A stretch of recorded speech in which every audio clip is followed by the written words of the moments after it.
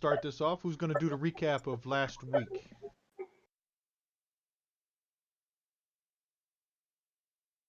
Bueller? Anyone? Hold on, I gotta pull up my notes. I put them all in the calendar for you. Yeah, I didn't marry a college professor so I could recap shit. Do you want me to do a dramatic reading? Sure.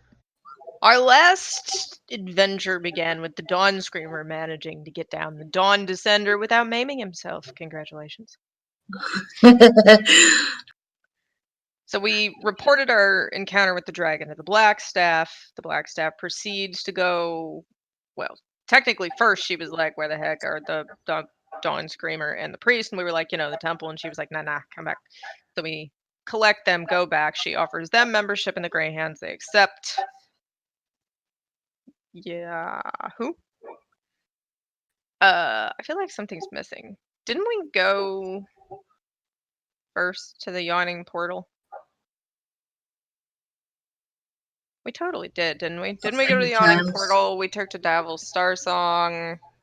Some of us sat around. Some of us were informed there were murders.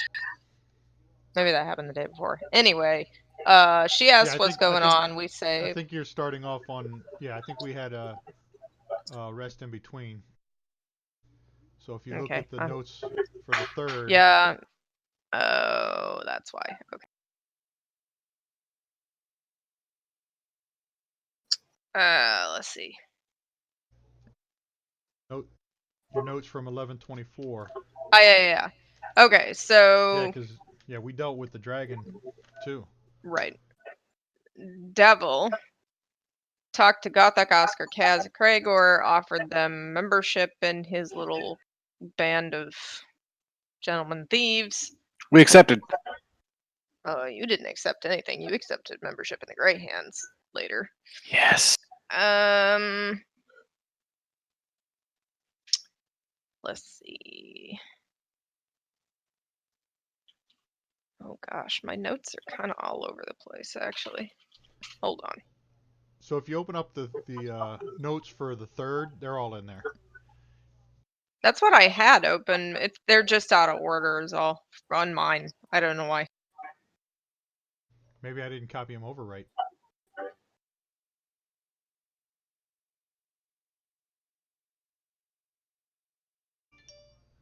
We came, we saw, we did things. Yeah, there were 3, and I'm seeing 3, and I'm seeing 2. Hold on, I'll just scroll back up. Here we go. Okay. Yeah, so they talk to Davil. Davil says there are beheading murders of elves and half-elves near taverns down by the docks. First was a week ago at the Sleeping Wench, the second 3 days prior to that meeting at the Blood Fist, and the third was the night before at the Thirsty Sailor.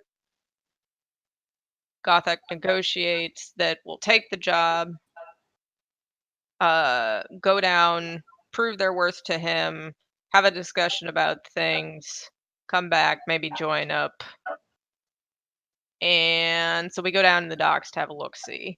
Vamir's a little nervous because he's a half-elf, so he stays with Gothak, who's acting. He has the muscles. Sid sits down outside a tavern and is yelling about the dawn, talking to people.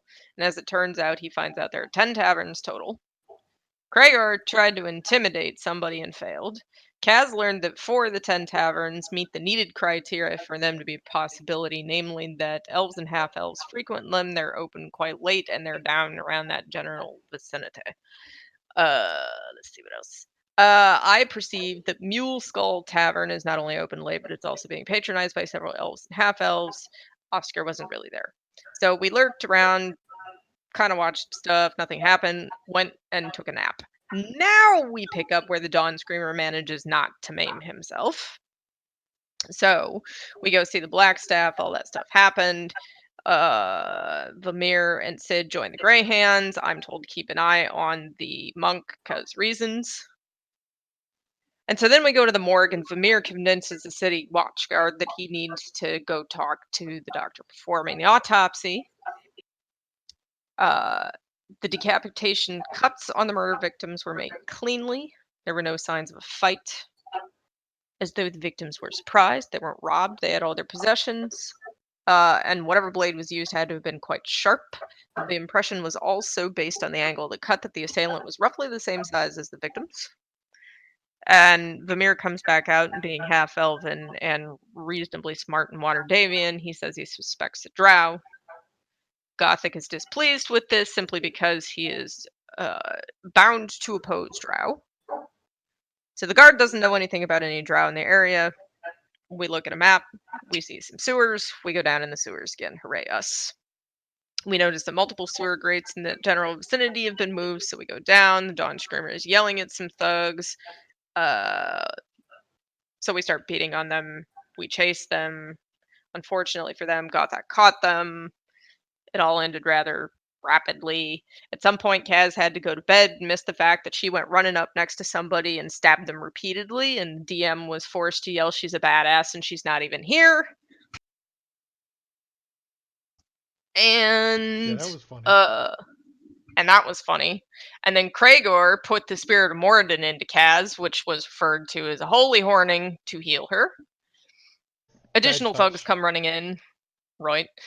I put my axe through somebody's skull and twisted it a little. We searched the thugs' hideout and examined the bodies. They have the proper tattoos and clothing to confirm that they are Zentarm of the faction not associated with Davils. And then we decide we're tired. We go back to our manor.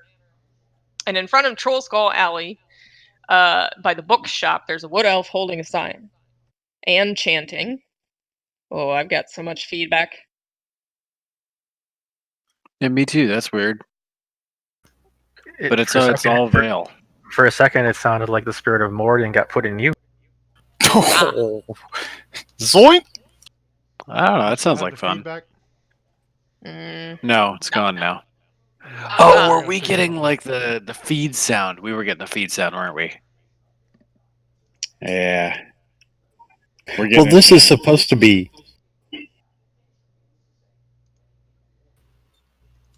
All right, a dramatic reading. Okay. It's dramatic now. The voice meter. Because I was having some OBX audio problems and I set up a different setup, but it looks like I can't use what I wanted to do.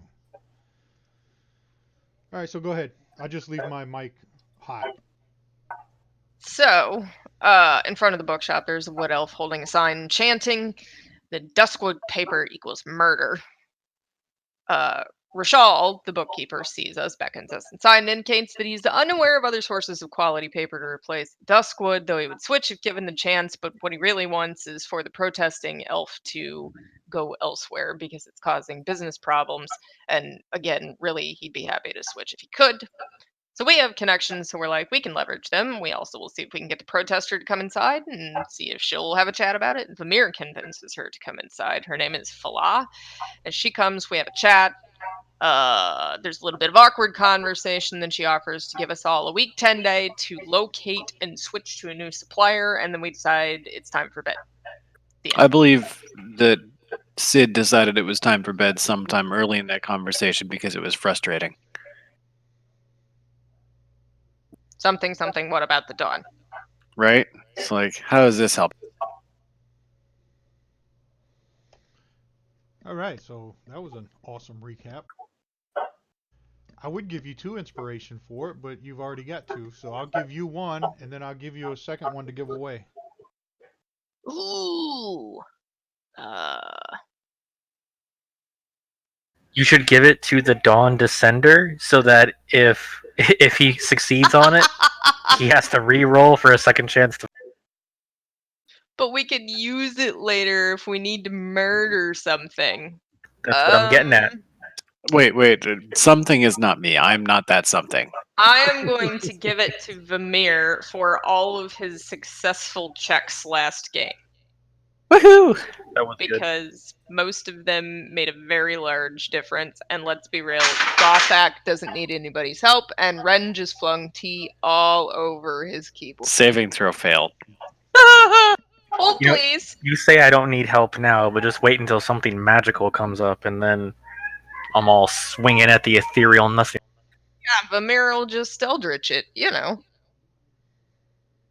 And then I shall give it a mighty smiting.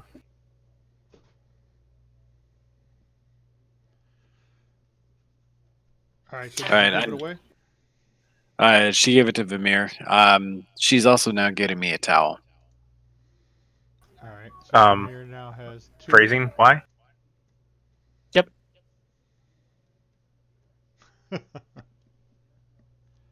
Now, as I recall, we headed back to Troll Skull Manor for rest. Correct? Right. Okay. I am going Had a one long rest. long rest, so I get to reassign my bless.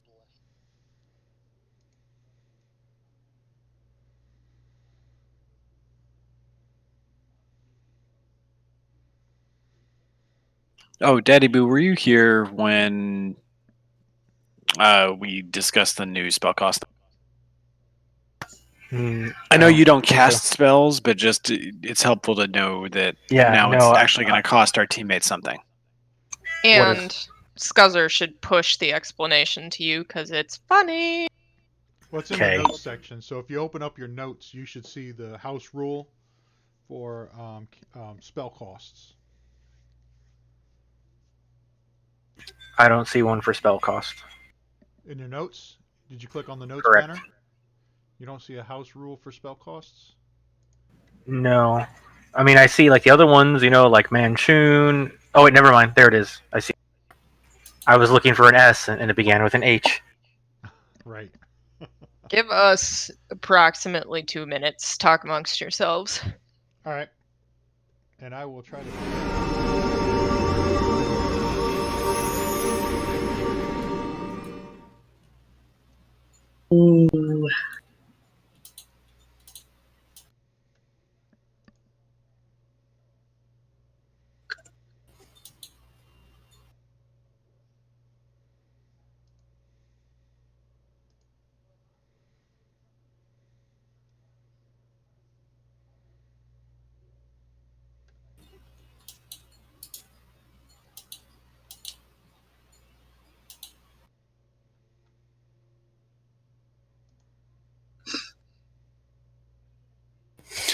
Okay. I put Blessing of the Forge armor on Vamir when I go down to the tavern, and it needs to come off of Blade. Okay, we're back. Nobody's Dang. too terribly damp. I have so many questions. Which part?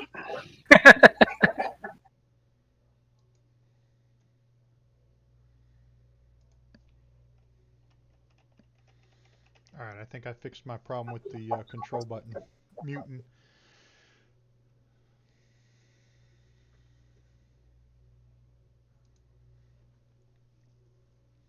So we're ready to go? Yep. I reckon. One point. Remove the effects Blessing of the Forge from Blade Biter.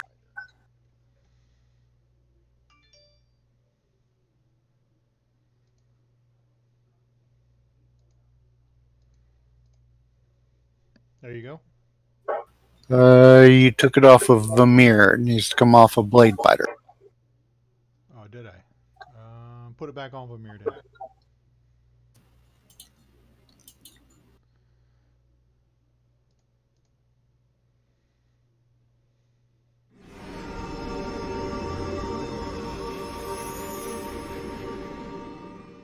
Whatever happens sounds really good. +1 to your AC for till I die or I take a rest.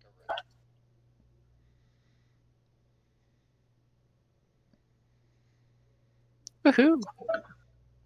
All right, so what do you guys plan on doing today?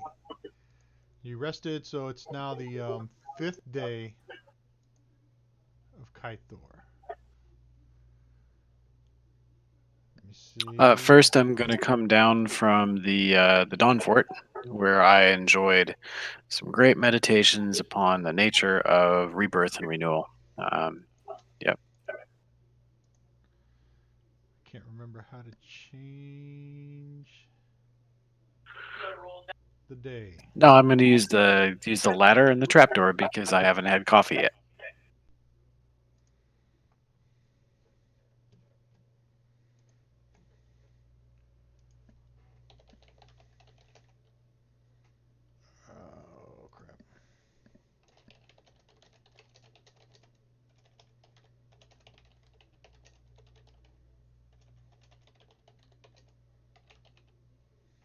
So I'm going to ask Vamir how the conversation with that crazy lady at the bookstore went, because I want to figure out if I need to do anything about it.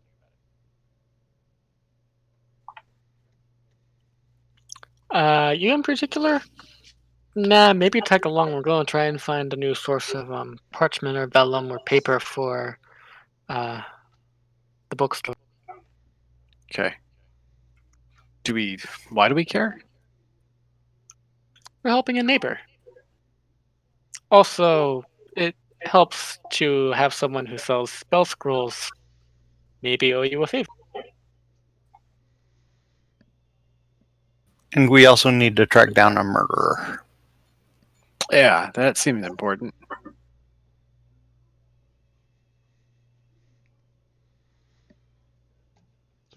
So what was the plan for the day?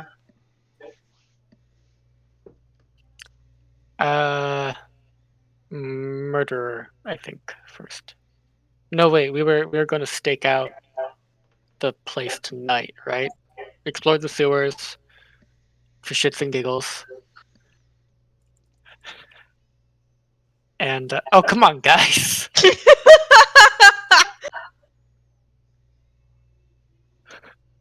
All right, there are the giggles. I was just letting you run with it. Did we finish the sewer? Because we found the dudes with the stuff, but then we were like, but we can't prove that they were actually the mortars. So had don't we remember- finished the sewers? I think you guys. I know you guys went down the one side. I don't. know Yeah, I if thought you we went just down ran that. into some random thugs. I didn't think they were the actual murderers. Yeah, we No, they basically weren't. went into the sewers and beat some people up. So They were. I think we Zentarum. did plan on staking out that one bar because heck, we noticed that the clientele was the right kind and all that good stuff. Yeah, Mule Skull Tavern, right? Yeah. That's the one.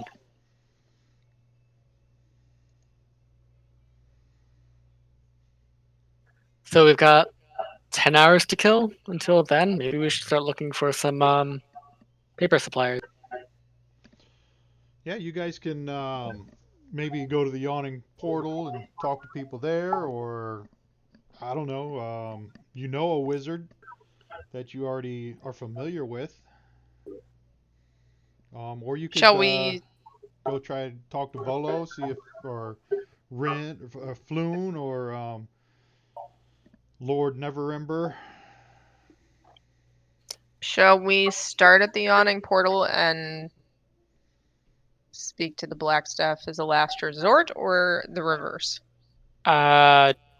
Definitely Blackstaff as last resort. We probably don't need to involve the Archmage in a paper supply issue. Right. Maybe talk with Broxley and see if he has contacts within the Guild of Mages. Yeah, you could go look for Broxley. All right, let's do all of those things roughly together. All right, so as you All guys right. are heading out for the day, and you're traveling towards the Yawning Portal to have some lunch because it's about by the time you get there it'll be noon. You run into Broxley, who's just strolling down the street, and he says, "Hello, adventurers."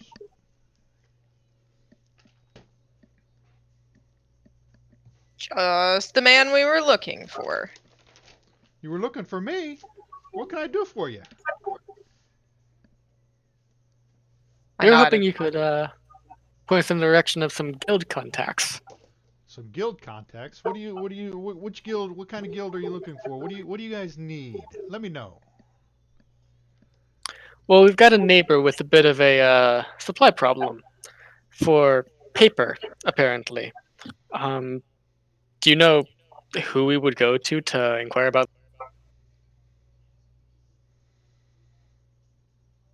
You're looking for paper. High quality vellum, parchment, or paper used for spell scrolls. Well, the most common is duskwood. Yeah, that's causing some activism outside his shop, and he's not too keen on it at the. Oh, you're talking about that weirdo Fala? Yeah. I tell you, those wood elves, man, they ain't nothing but trouble. There's plenty of trees. I don't know what their problem is. They've Well, been sure. I protesting mean, the Carpenters Guild too. Well, not all trees are created equal. Some woods burn better than others. Every smith knows this.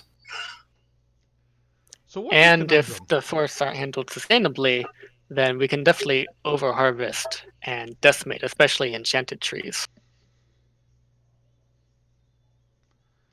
So you're looking for a new source of paper. I understand.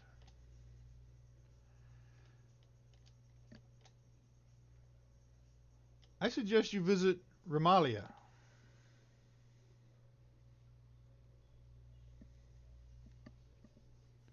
Can I She roll an uses. intelligence? Go ahead. Sorry, I'm trying to remember if we actually met that person before. No, you have not. But you might know Okay, her, cool. being a Waterdavian. Can I make an intelligence check to see if I recall it? Yeah, go ahead. Oh yeah. Let me pull it up here. Ramalia. Ramalia, and she's a lady of Haventree. Um, she's known as Remy to her friends. She's the lady of House Albrinter and a guiding light for Harpers in Waterdeep. She became an active force for good in the city after assassins killed her husband, Arthagast Albrinter, and destroyed his remains. She's a sun elf. She has two adult children, a half-elf son named Artheus, who is studying music in Silvery Moon, and a half-elf daughter named Serenor, who lives on the Moonshade Island of Alaron with her husband and daughter. Um, Lady Haventree retains a handful of loyal servants and spies. Are you gonna push that flavored text, or do you want to say all that again? Let me see if I can share it. I don't think I can. Well, let me see if I can. I can't unlock it either.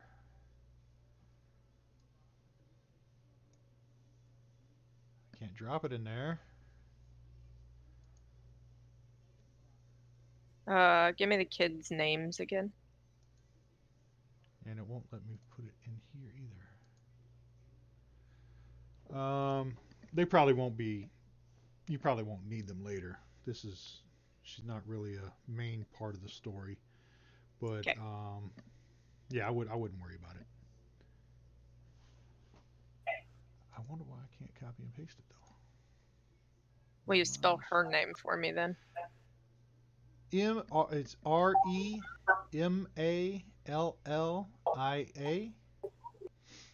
and she's known as Remy, Remi, the Lady of House Ulbrinter, Ulbrinter.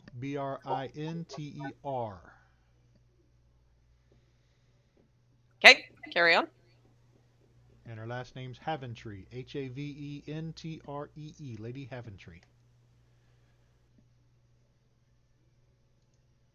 So Broxley tells you that she um, has she deals with some paper, and there's others around the city. I'm sure Vajra can help you guys, and there's another guy that I really don't deal with, but he owns a uh, a magic shop. He's Weird Bottles Concoctions. And his name's Schemo. Schemo Weird Bottle.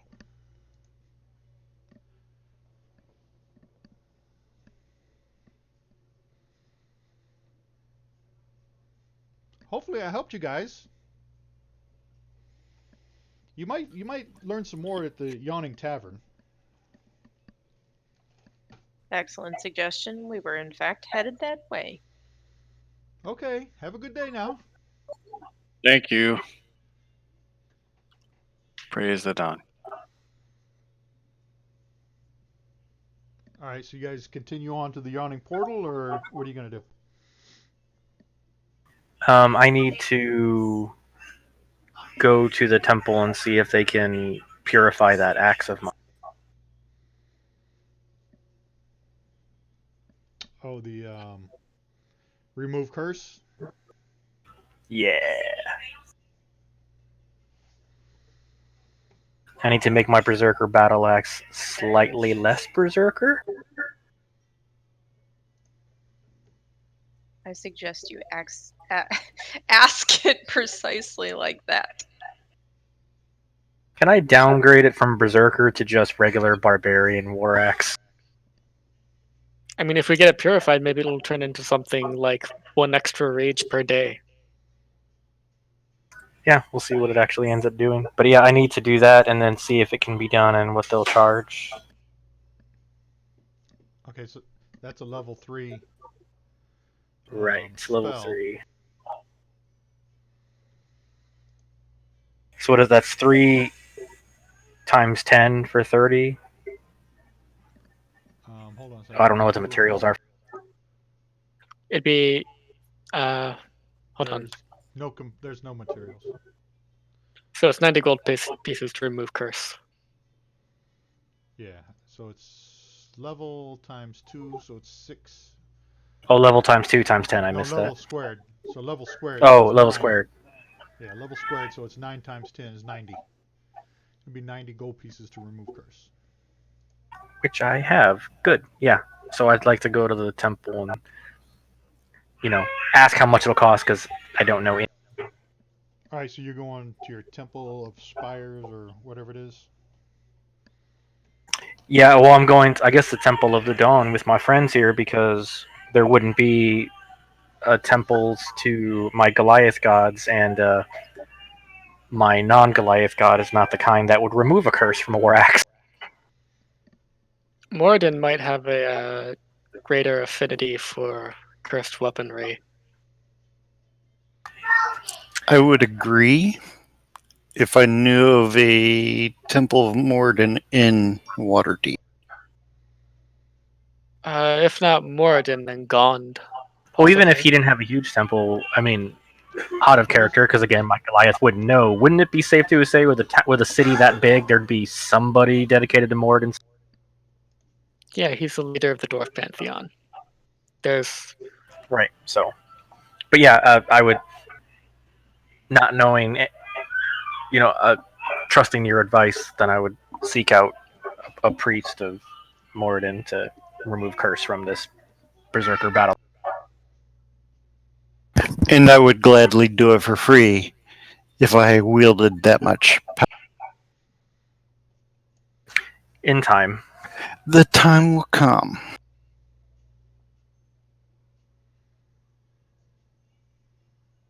Well, if that's something that we can do on the way, I would suggest we do that.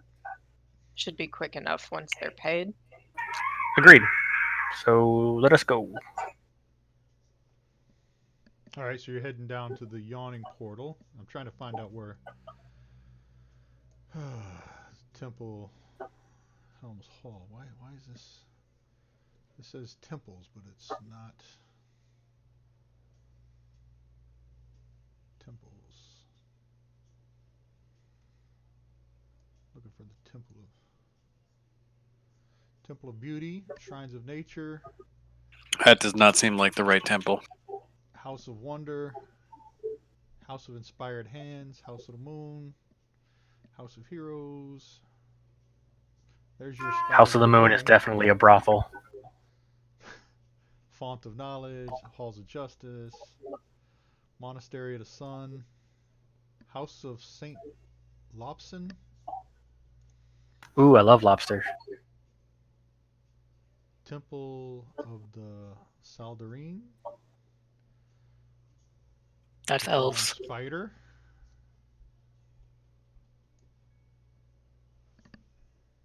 the Plinth, Helms Hall, Not that one. House of Two Hands. That's the only ones. That's the only ones that's on Pretty this sure that's map. Ilmater. That is the only one on this map. Let me see. I am hearing a distinct need for a temple of Moradin in water. Well, the plinth is open to everybody, right? I think that's in all faiths. But yeah. Wow. There is not a Temple of Mord in here. There's not. The That's it. plinth is Burn the city to the ground. interdenominational. Guys, how you feel about me setting up a forge in the basement? Super, super on board with that. Because I am tolerant of whatever crazy things you're up. There might be some noise late at night. Ignore the loud hammering and chanting. Chanting. That's what I tell my roommates. All right, so let's head to the plinth. Is that what you said? The non-denominational one. That'd be it. Yeah. Interdenominational. Okay, so whichever temple it is, I can't find it on the map. You guys find it. Ruby. It's in the trades And- ward. It's in the trades. Well, I couldn't find it on the map. I don't know which map it is. So you go in there and you find it's a cleric that casts it, and Oh, apparently Holy Hands is in North Ward. That's the one we actually want. Interdenominational for non-human but that one was on the map. gods. Yeah, Holy Hands is the one we want. All right. Wikipedia, of all things. I lied. It's definitely a wiki. It is definitely not Wikipedia. Still cool though. Waterdeep temples. Let me get the map back out.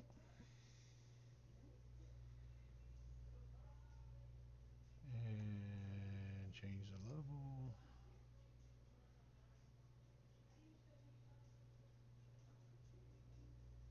House of Wonder, Tower of Luck, Shrine of Nature, Temple of Beauty, the House Temple of Inspired Hands, right? Holy Hands. Well, House of the Moon. Inspired Hands is gone. He's the god of invention.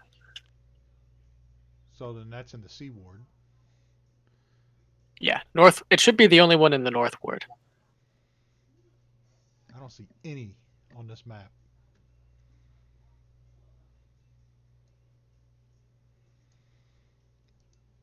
So wherever it is, you let's just say you find it and you go in, the cleric charges you the 90 gold pieces to remove the curse.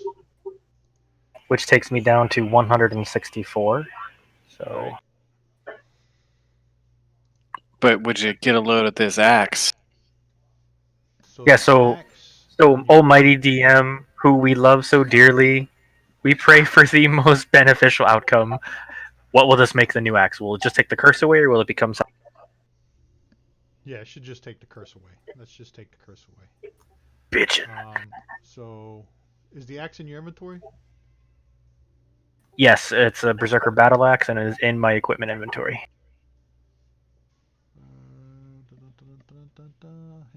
Berserker Battle Axe. Okay.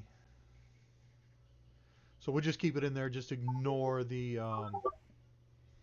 curse portion of it.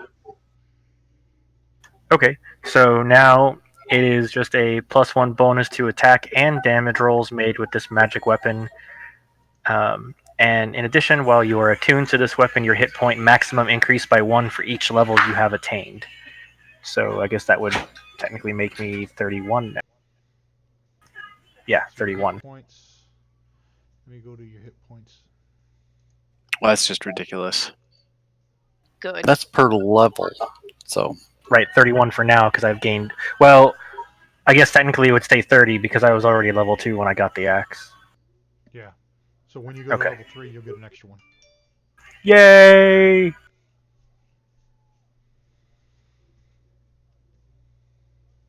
And that should, I can put that in. Well, we're gonna have to change it and add it anyway. It won't. I can't put it in the programming. So on your actions, Berserker Battle Axe, is it? Did you go in and change the bonuses? Your bonuses +1 to attack, right? When I look at it, it's 1d8 plus 5 slashing magic with a +7 on the roll. That's Right. ridiculous. Yeah, when you okay, stat bonus +1. Okay, dice. I like it. So it's already programmed. All right. Yeah, because so a battle axe is 1d8, and then I get. I think it would be +4, but it's +5 instead. Yeah, because of the. It's got Well, a no, because bonus my great You axe open is a up- plus. it- Oh, I if you think my great axe still has the blessing or something like that. If you open up the little magnifying glass next to the Berserker Battle Axe, you can see where it's already programmed. The attack is base +1 plus your proficiency. And then Yeah, the so it's all there. damage, yeah, it's already there. It's already programmed. Well, and since it's magic, that also means I can hack and slashy at magic thingies. Right, that should already be there too. All right, so let's say that took a couple hours. So The we'll party go is still to happy. Morden is pleased. by the time you get to the yawning portal, it's around noon. Or is that where you were heading next? Yes. I'm assuming. So by the time you get there, it's around noon, and you go into the yawning portal and sit down and order some lunch. I think you guys are having fish and chips and something else. I don't know, a good steak. What would you like to do? Who would you like to talk to? Who do we see? You see the usual crowd: Volo, Neverember, um, Floon. Do they have jobs? Like, what the hell does Floon do? Floon, he He's an escort. yeah, yeah, he's a pimp. That is not the same thing.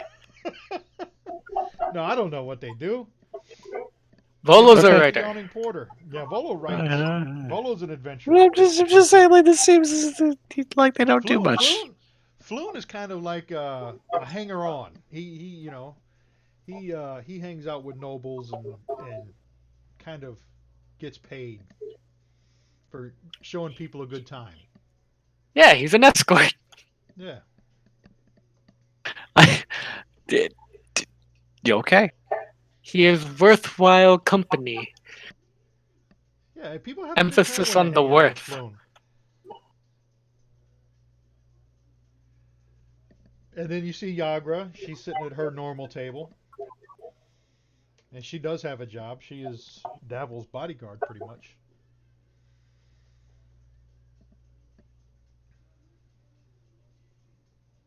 So who you? I'll slide over there to Yagra's table. Okay. And she welcomes you and tells you to have a seat. Asks you how things are going. Oh, we went into a section of the sewers yesterday, Hmm. investigating the murder of the elves and half elves. So that's what Devil has you checking on. and we came across a gaggle of the other Zentar. Oh, the ones that work for Manchun. Bastards. Not anymore. You killed them? I didn't say that. You took care of them. Precisely. Excellent. I punched one through the head. Awesome. We did no such thing. No, I'm pretty sure I punched one through the head because he, didn't like my missionary work. That's one way to put it. I won't judge, she says. I distinctly recall you got your hand wet with some red substance, but there was no punching. Oh, What can I help you guys with today? We're checking into sources of paper before we go investigate another section of the sewer for what could potentially be a drow assassin. Sources of paper. Paper for what? Oh, there's some wacky wood elf protesting at one of our neighbors' business establishments, and something about Duskwood not being a viable source of paper for scrolls or some such. So we're looking for an alternative, Oh, you're looking for papers for magic. Magic paper. or suitable for magic. I think I might know somebody. Wait here. And she walks upstairs Awesome. where she went the last time that you visited and we're looking for Davil.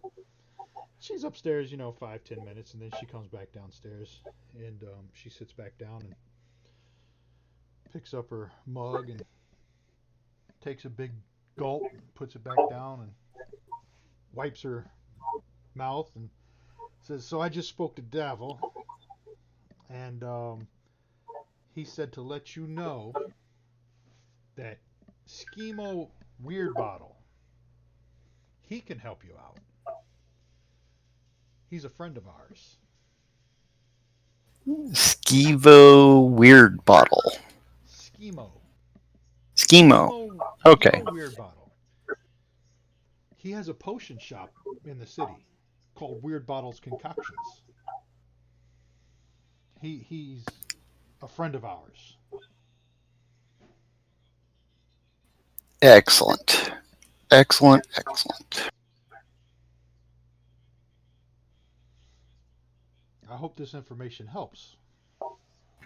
It does immensely.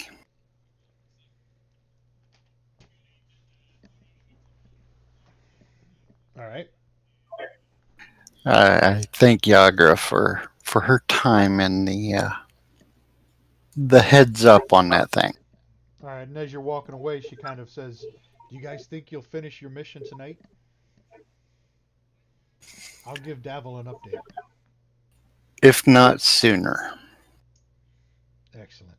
I'll let Davil know.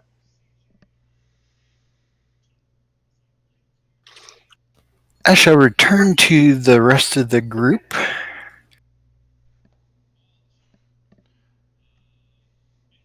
All right. You go back on over to. I assume everybody's at a table, just eating lunch and having a few drinks. contemplating punching things that apparently we don't get to do. Right.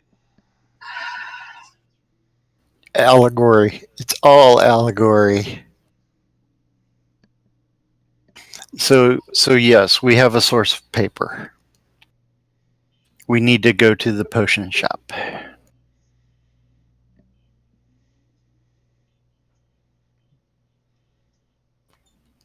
Skeevil. Am I saying that? Schemo. Skeemo. Schemo. Weird Bottle. Weirdbottle.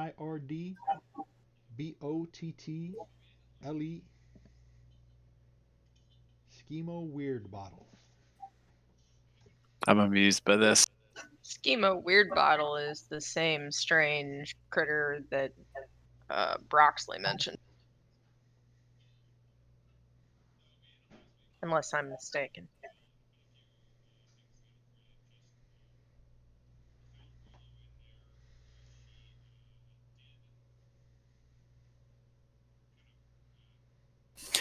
Well, I hear on good advice that he is going to be our optimal source for an alternative paper supplier.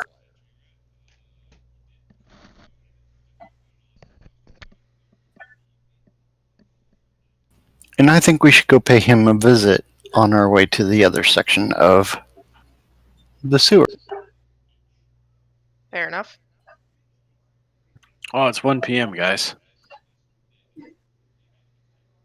Well, that's not the dawn. So I know. Just noting things. Just So Schemo's shop is in the trade ward. Yager told you that too.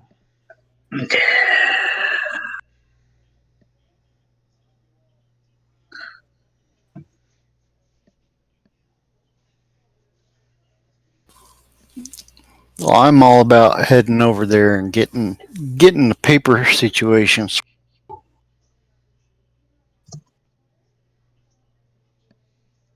all right. Let's sally forth. All right, so you guys leave the yawning portal. It's about 1 p.m. You head back over to the trade ward.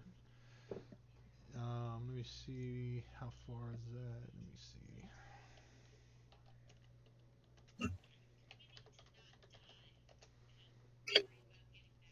Good night, Kaz. What I was looking for. Night, guys. Have a good evening.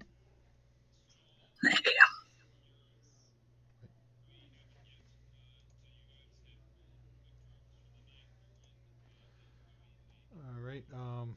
What was I looking for? Map. Got a lock up here.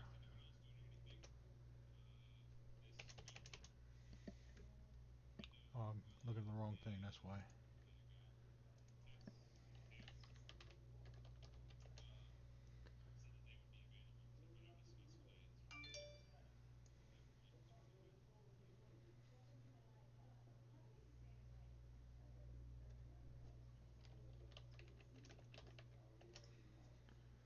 Waterdeep Trade Ward. That's a picture.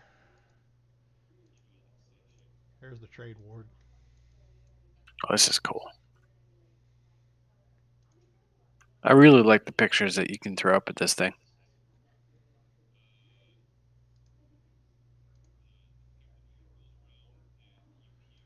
That's not what I'm looking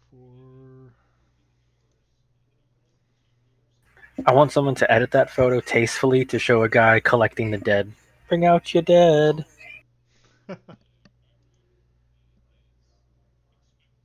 But I'm not dead yet. Yeah, just really mess them up by cast spare the dying on everything. And I can't find the right map.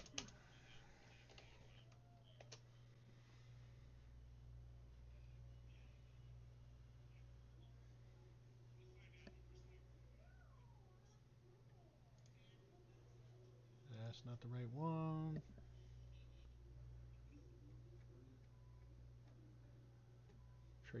Trades Ward map. That's not the right one.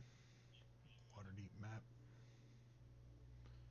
Yeah, so the Trade Ward is actually, yeah, it's on the way. It's down south as you're on your way to the Dock Ward.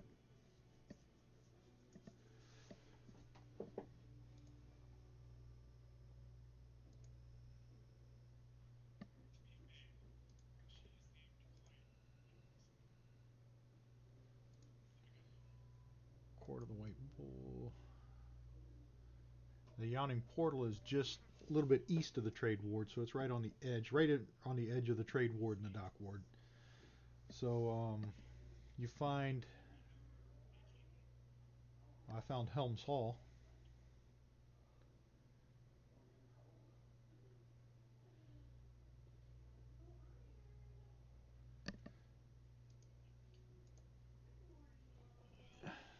you find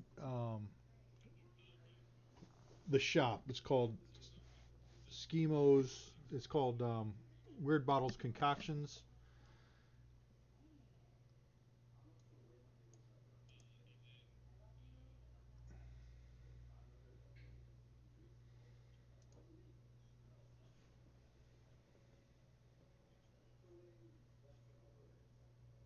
Why is it? I thought I had something else here.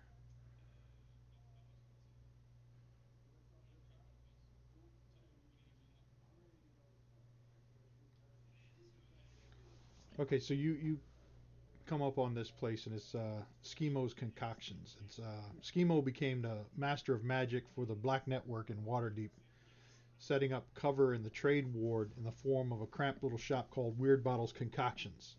Most of his potions and elixirs are non-magical, but he crafts magical ones for his Zentarum friends.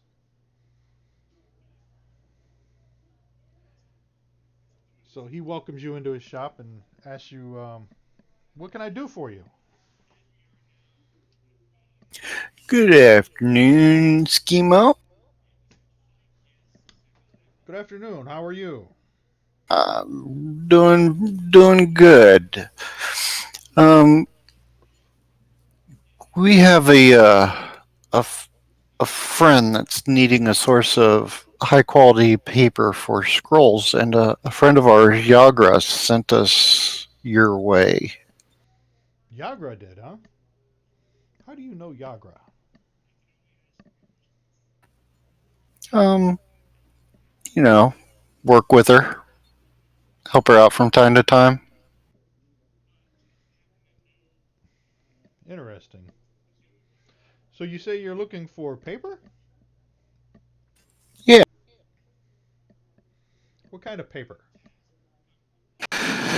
What's the? Is it Duskwood? It's not Duskwood, but an equivalent for Duskwood quality An of al- paper. an alternative to Duskwood, huh? Yes. Well, I mostly deal in potions, but I do have a supplier for shadow top paper, but it's mainly for my personal use. How much paper are we talking about? Look over at Blade Biter. Why are you looking at me? I wasn't talking I about spell don't think she scrolls. told us how much she needed. It would need to be a continuous supply. If you can't provide it, can you give us information to contact your supplier? A continuous supply, huh? Well, I'm not going to give you my supplier, but if who is this person that's interested in the paper? The Dragonborn's name is Rashal. Owns a R- bookshop Rashal, down and in Troll Skull Alley. he owns a bookshop. Well, I tell you what, I'll put Rashal in contact with my supplier if Rashal shares some of his more powerful spells with me. Did you Well, have a particular spell of interest? Well, it all depends on what spells he deals with. I'm, I don't have a particular spell in mind, but if he wants to share some, I'll share my supply. I'll share my supplier. He can get as much shadow top paper as he wishes from my supplier. what if we let him know, and you two can hammer out the negotiation betwixt the two of you, Okay, and just facilitate the need here. sure. If you want to go back and make the offer and let him know what my asking in return for sharing would cost him, I'm okay with that.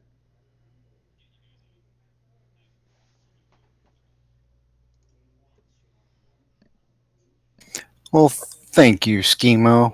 We certainly appreciate it. Not a problem. Can I help you with anything else? You wouldn't have happened to have heard anything about this rash of elf killings where they've been beheaded, would you? Where they've been beheaded? I do Down know. in the Go ahead. dock areas, outside several taverns. Yeah, it's very concerning. Um, it you know I've heard about it. I don't know who's doing it. It's kind of mysterious. Um, I'm sorry, I can't help you with any of that information. I don't know much about it other than what's going on, and it has the elf community up in arms and scared.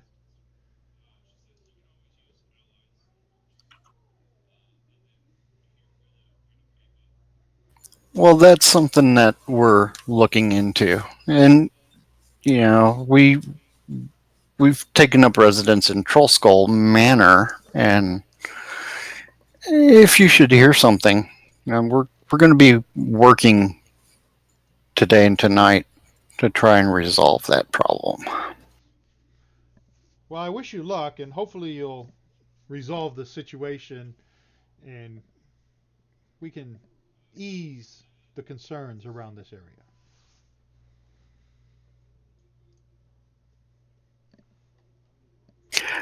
Thank you, and have a great day. You too.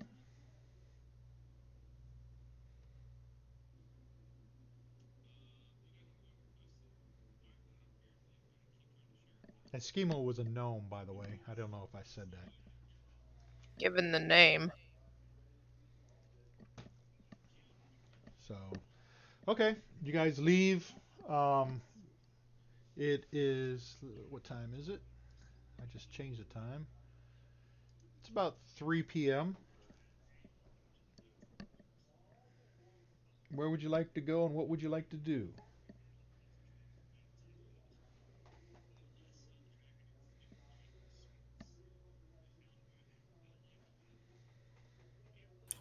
I think we should let our dragonborn scroll person know that there's a source.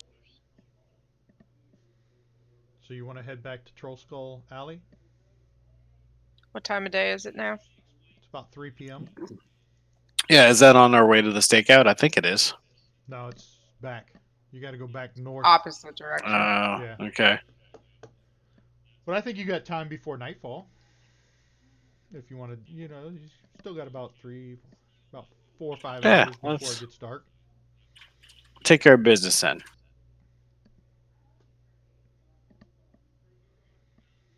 All right. So which way are you heading?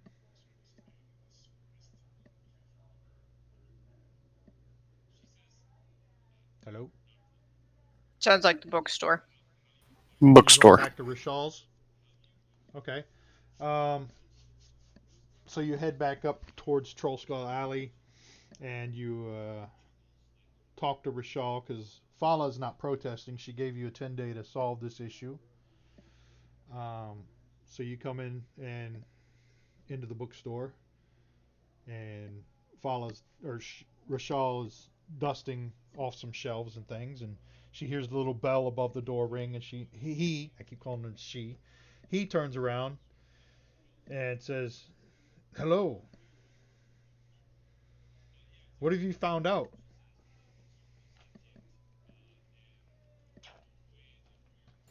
We found a source of paper for you. You found a source. What is the source? Well, it's a shadow top paper, and honestly, since I don't deal with scrolls that often, I don't know how good it. Shadow Top, you say? Yeah, But Shadow Top's a good paper. Holds magic very well. good. Well, the person that you would need to negotiate with is Schema Weird Bottle. Who? Schemo. Oh my God. That guy? But That little but gnome? yeah, You do know he's a Zentarum, right?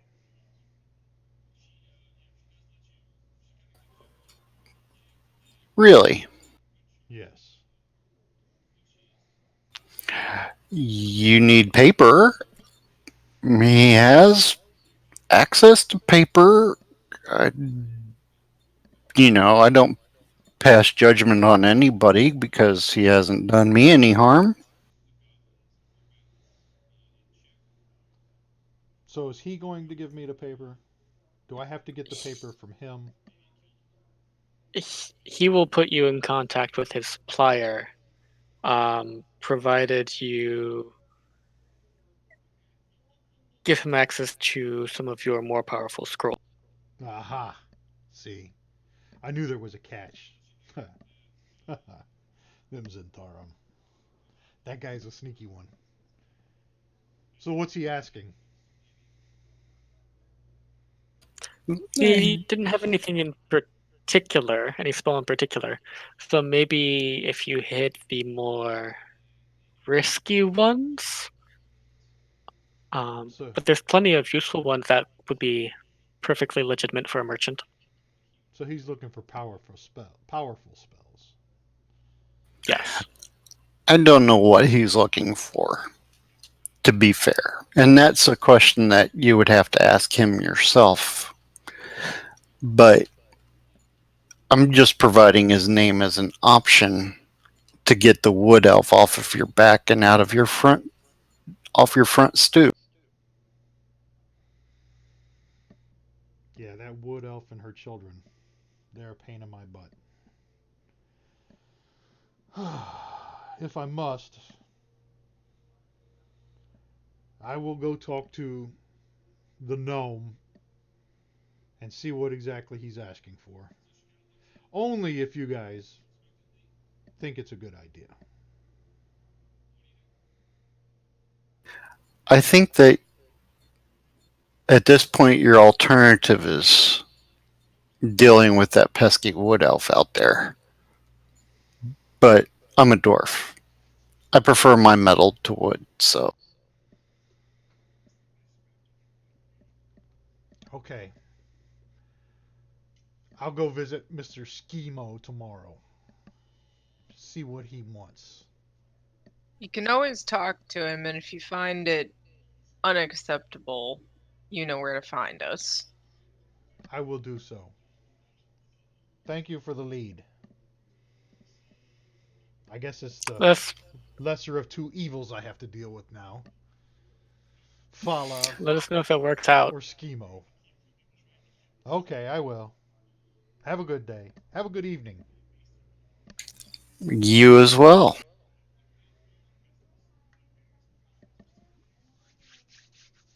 All right. So, let me see it. That took about a couple hours to get back and talk to him. So, where do you want to go and what do you want to do next? It's dinner time.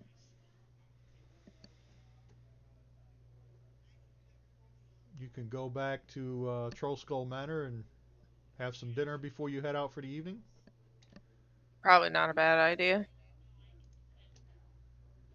Although I feel like we're being baited, but that's okay. You guys can do whatever you want to do. Just let me know what it is. Famous last words of every relationship.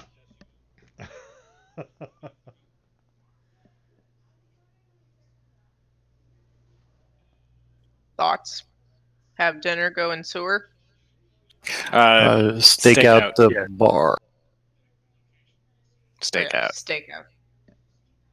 I'm in no hurry to go back down to the sewers, even though the magic cleaner is with us.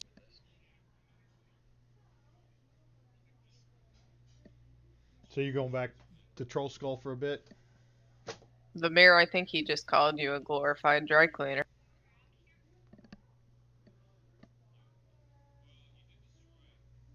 I did. I won't take it personally.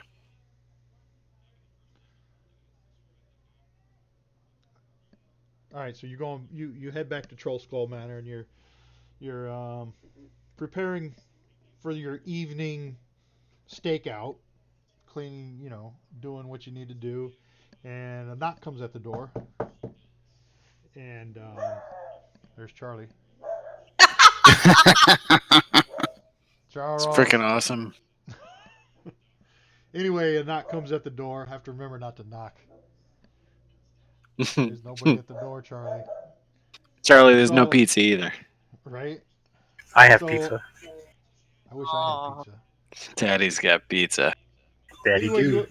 you Blade Biter answers the door, and there's Avi and Embrick, and they've got like a casserole, or Avi's got a casserole, and Embrick has like an apple pie, and they say, "Hey neighbors, we just thought we'd bring this over to welcome you to the neighborhood and get to know each other." And we lose Kaz for the rest of the day. I I think Fear that's not. accurate. Yeah, Kaz fear is the not going to make it on the casserole. stakeout, is she? Nah. Kaz is Can gonna I she's gonna hang out help with Avi and Embrick. you, neighbors? Yeah, we just wanted to stop by and say hi, and welcome you to the neighborhood and bring you this food. I know you probably this place is still a little messed up and the stove might be broken, so we thought we'd cook you something and bring it on over and just have a drink and get to know each other a little bit. And do you invite them in? We've got to get on somewhere, but we've got to get on somewhere. I glance over my shoulder at Sid, who is peering under my arm at our neighbors. Uh, what time is it, Scuzzer? It's about 5. 5 p.m. What time do we need to initiate this stakeout? Dark. 8ish, probably. Yeah, It's summer, isn't it? yeah. It's summer, Yeah. so it gets dark probably 8:39. So you got a few hours.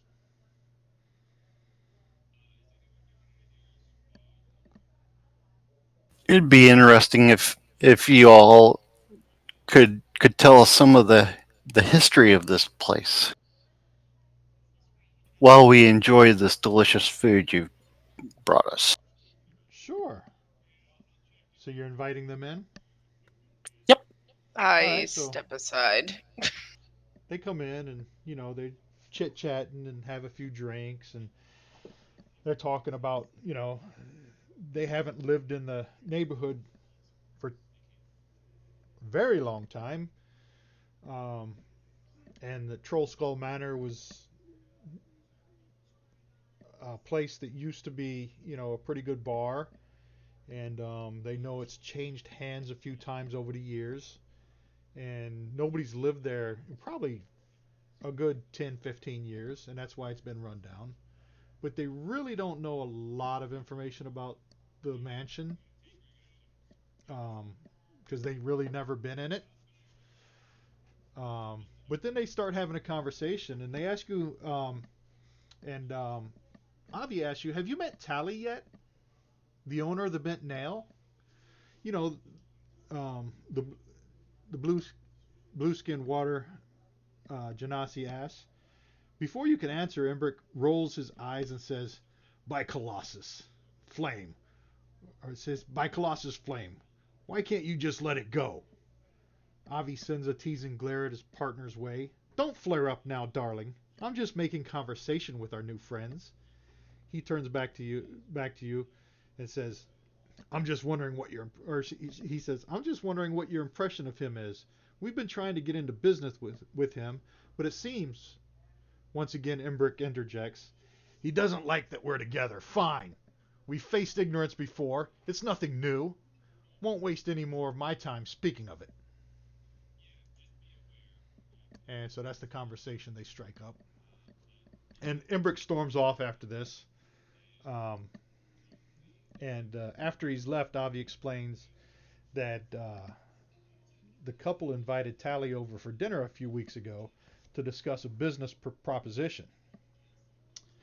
Um, they make products of steel and wood together, combining their efforts for the benefit of both shops. The dinner started out well, but as night progressed, Tali seemed uncomfortable at the displays of affection between the two Genasi. In the end, he flatly rejected the offer and left before finishing the exquisite Kalashite chocolate cake Imbric made. Tali had been cold and dismissive with them ever since. So this is what Avi's telling you after Imbric left.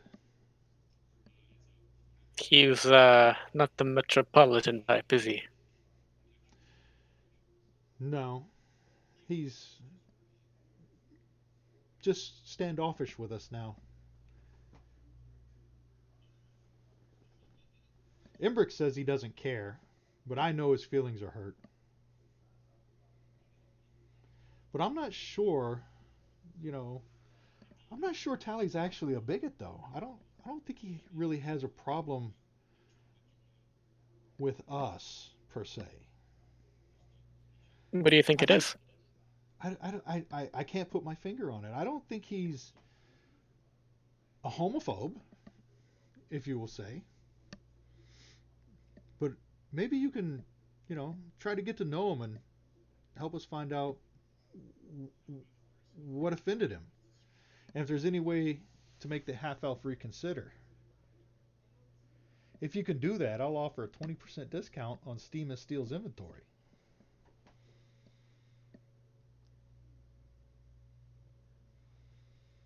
Very interesting.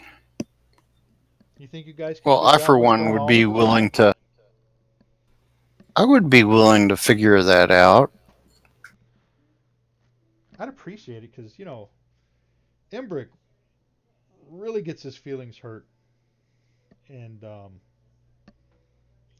he really has become uncomfortable with Tali. And I just don't think Tali's the type to be that discriminative. Yeah, I don't see a problem looking into it. I'd appreciate it, guys. Well, the evening's getting late. I think I'll go find Imbrick. He seemed pretty upset when he stormed out. I'm sorry he slammed the door. Um, but if you guys find out anything about Tali, just let me know. It, you know, I really want to get into business with him, and I think it would help us both. Yeah, no worries. Thank you for dinner. No, thank you for the conversation. As she leaves out the front door and goes to find Imbrick.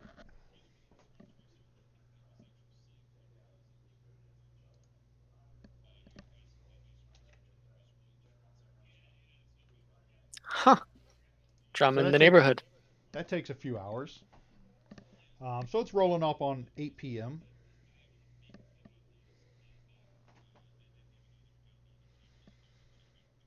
What do you guys want to do? Next steps. Sounds like we should head down to the dock ward.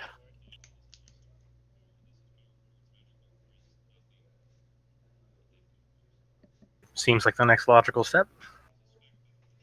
It does. And that wasn't a trap, which is always good.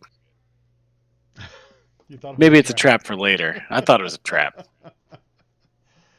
Oh, no, no. All right, so you're heading on down to the dock wards, correct? Yes. All right, let me see. Let me close that.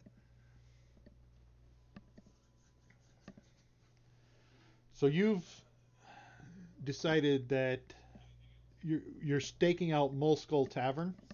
Is that what you're doing? Mule skull? Mule skull. I keep calling it Mule. Mole Skull. I don't know why. Mule Skull, because I can't read. Yep, That's where you're going to we stake sure out. are. I'm going to beg outside of it. And when I Okay, say beg, I mean accept donations for the church. so Mule Skull Tavern is a cozy tavern that lies on Ship Street, close to the harbor, and caters to, as you know, half elves and elf sailors. As it's only it's one of the only places in Waterdeep that sells true silvery moon blood wine, which is what the elves like. The elves Obligatory love it. Hey Sailor joke. It's in there. It's in there somewhere. What's that? There's an obligatory Hey Sailor joke in there somewhere. 50 elf sailors go to sea. 25 couples come back. And they all go to the bar, and I'm sitting outside. all right, so Drinking blood wine. yeah, Hell of a silvery bar. moon blood wine.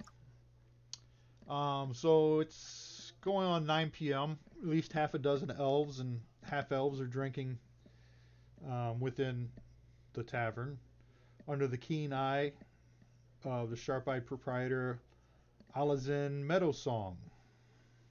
Let me see if there's a picture of Alazin Meadowsong. No, there's not. So Alazin Meadowsong is the owner of Mule Skull Tavern. So how are you guys going to stake this place out? Are you going to set up like a trap, or are you just going to keep an eye out for people leaving and people walking around? Let me know what you're doing. Sending somebody out as bait. I don't know. Do we have any half elves or elves? We do. We do. We Oh, we do. do. Who is?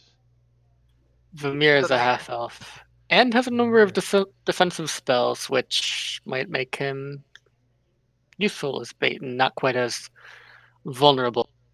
Will you repeat the name of the tavern owner, please? Mule The tavern. Skull. Alhazin, Alhazin, Meadow Song, Meadowsong. Thank Oh, you. sorry. Carry on.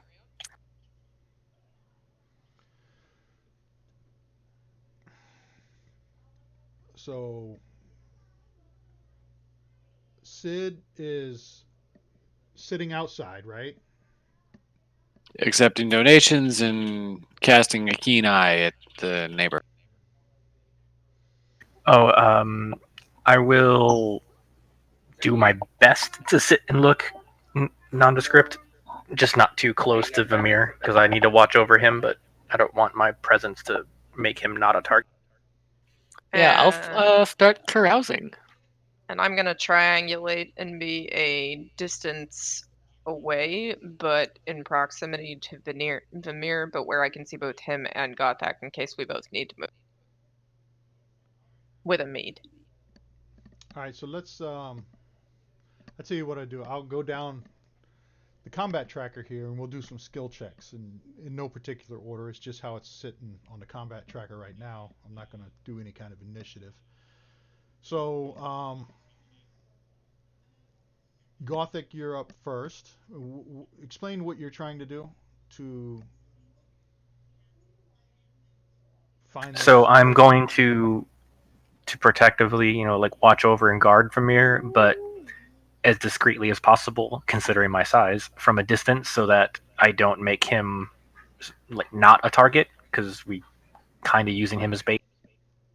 So you're just pretty much watching out and checking out the scenes and seeing what's happening. Yeah, my guy is wise but not particularly smart, so I have to play that. Alright, so give me Kind of a funny. So. give me a perception check.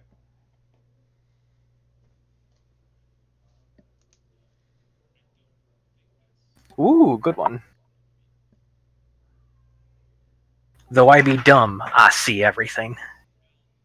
As I All right. recall, you were high rolling last All time of it. too. You see all of it. It's his I- axe. I high roll in combat and then I fail in everything else. That's how it was last. Or except for my strength checks, I normally do good in those. Okay, so Kaz, let me do something for Kaz. Let me open up hers. Or did Kaz stay back home? I'll leave that up to you. Let's You can have Kaz and Oscar are the two that's not here right now. maybe they're skulking in alleyways. I was gonna say she can stealth. We ought to have her planted somewhere. Okay, so let's say Kaz is trying to sneak around in the shadows and see what's happening. So I'm going to give her a stealth check. outside the tavern, right? We've got plenty of eyes inside. Yeah, Agreed. she's stalking around in the shadows outside.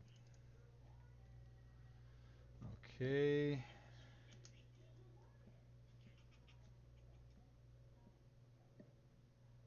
And I'll let you know that she rolled a 7. Because since you can't see it since I rolled it. Sid, you are outside watching and observing things, right? You're Sure pretending am. like you're begging. So give me a perception check. You got it.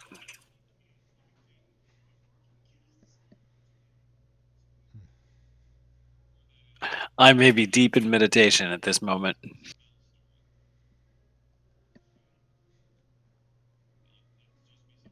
All right. Vamir? I love how the DM. All right. I am going to be making myself out as some drunken tourist. Okay, so you're going to you're an elf, so you're gonna be acting as bait. Give Yep. me what should we do? Should we do a you're acting like a drunken tourist. Should we do a deception or performance check? What's your best one? I would go for deception because I'm not Roll. actually drinking too much. Okay, roll for deception. Yeah, because you're. That's why I was saying acting. Okay. And you got a 9. Sad. All Should have used right. inspiration. You want to re-roll it? Use one of your inspirations and re-roll it. Yeah, let's do that. I'll allow it.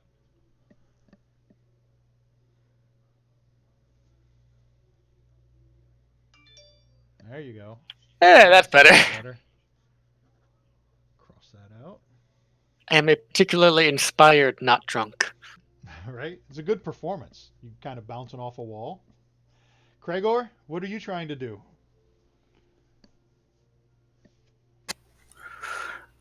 Ooh, I will. I'm thinking that I'm going to be best at the bar, looking back towards the entranceway, Mm-hmm. trying to get a sense of any non-elves that may be, well, looking for drought. Yeah, good So you're lord. looking for a possible suspect. Yeah, and Okay. I'm gonna cast guidance on myself All right. to add a little extra. All right. Do you have? I don't know. Do you have inspiration? You don't have any inspiration. So yeah, I was gonna say go ahead and roll with advantage if you had inspiration. So you're looking for possible I've got a point of suspects. inspiration. I just checked and it's all blank. I got a star. 1 star. Is that not correct? Oh, I'm looking at Gothax. No. This is Cragor, right? Yes. Oh yeah, I was looking at Gothax sheet. Yeah, you've got an inspiration. So if you want to use it, you can roll with advantage. And because you're looking for possible suspects, go ahead and roll a. Which is better for you, insight or investigation? Roll whichever one's highest for you, with advantage. Insight or inspiration? I don't Investigation. have insight. I don't have either, but let's see. Wisdom, insight. Yeah. Are you gonna use your inspiration? Yes. If you do, click the advantage button.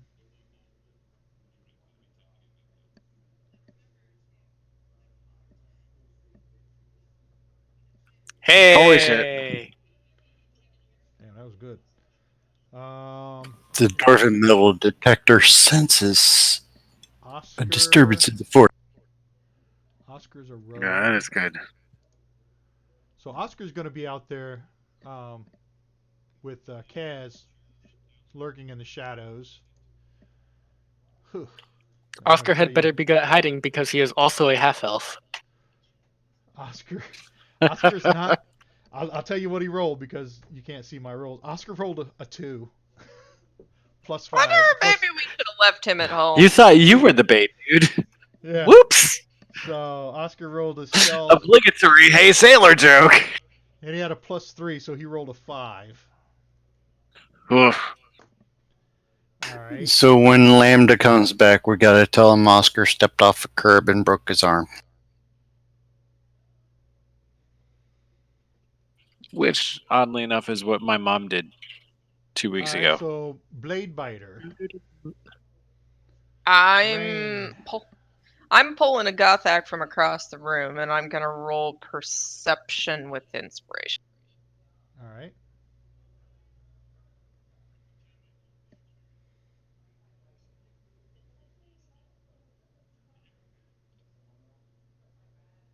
Boom. So that's a 23. Good thing you had that inspiration there. Right.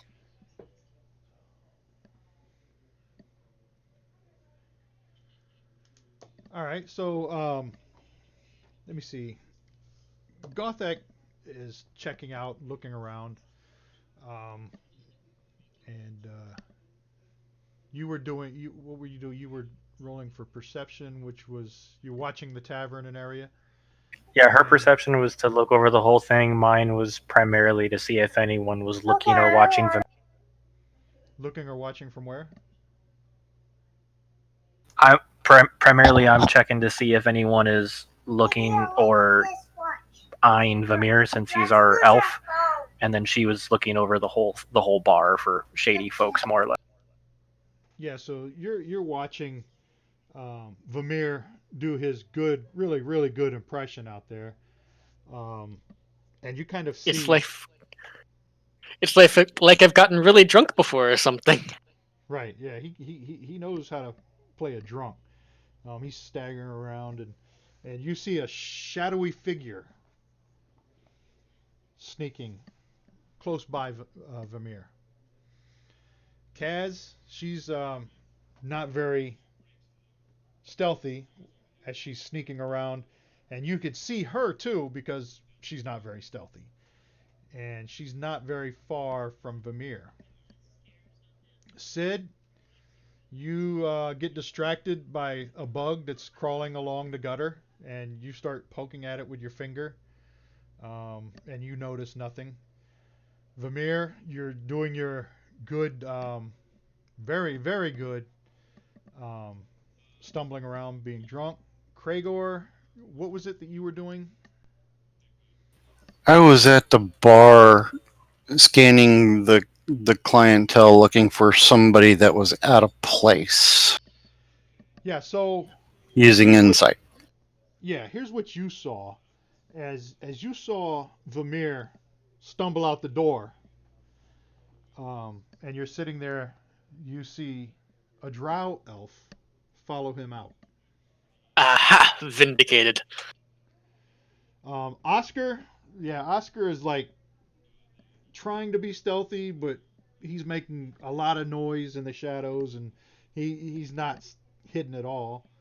And Blade Biter, what was it you were doing? I was scanning the room, and I assume that I would have seen Vamir drunk dance out the door and probably seen something follow. Oh yeah, you saw that drow following him as well. So both of you are inside, and you see the drow follow Vamir outside.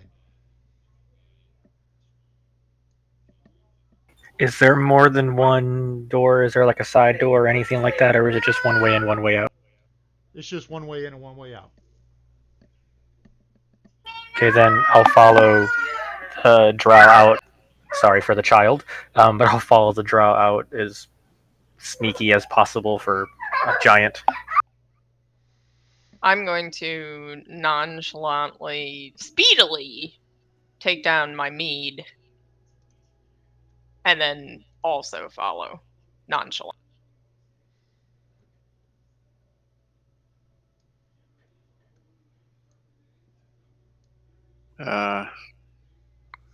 I notice that all my friends are leaving. What do I do? I probably wait until everybody's like a few steps out and then decide to stop meditating. Oh, that's right. You're right outside the door, right? Taking Yep. donations. donations for the church, which, by the way, are not flowing in. Let me Oh, set up this map. I'll drop a silver in his. Do you have like a cup or a bucket or anything? I have a small woven bowl. I drop a silver in your bowl.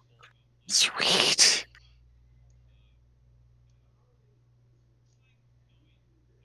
Let me see. This is Cragor.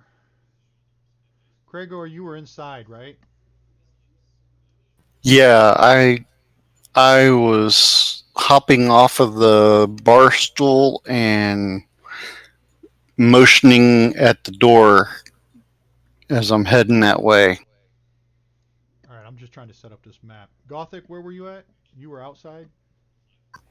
Yeah, after I saw the drow take notice of Amir and leave, then I followed behind. All right, and Vamir. Let's just say you were there.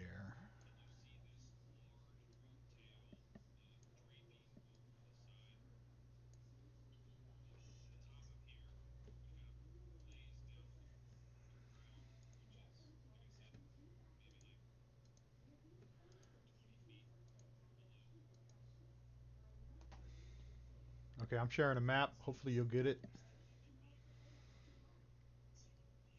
Everybody got the map? Yarp.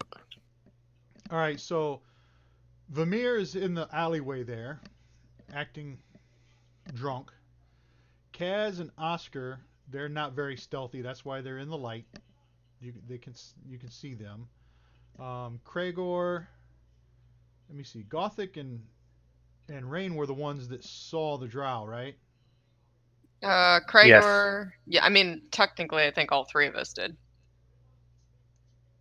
Gothic. Oh, Cragor, Bladebiter, and Gothic. Yeah, so all three of you saw the drow. And Rin, I guess you followed them when they came out. So I'll move you there. All right? Cool. So here's what's going to happen. Because we had 3 failures, the party spots makes his move. He gets a surprise attack. So he's going to. The Drow Elf is going to attack Vamir before he even notices. Well, it won't be flat-footed thanks to that bonus AC.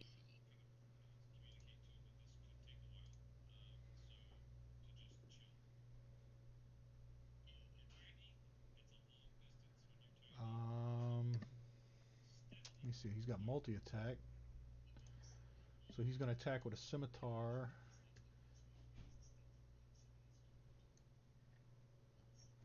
And he's going to hit Vamir with his scimitar. Rude. And everybody roll for initiative.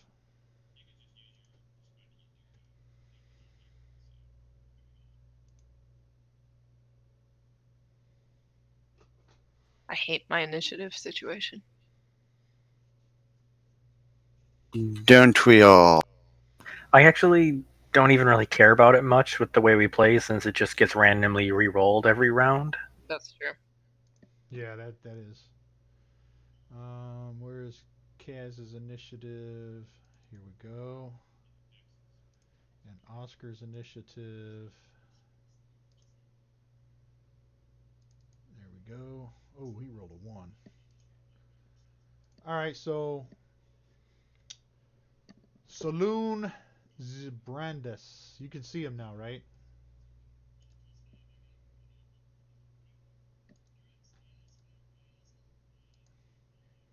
Yes. He's up first. And he's going to attack again Vamir. And that's a hit. Hold on.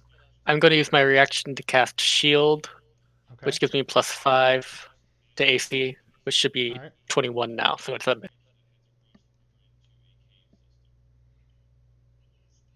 So it's a 21, so it's a miss. Did you put it on you? Actually, yeah, it lasts until the start of my next turn. 1 second.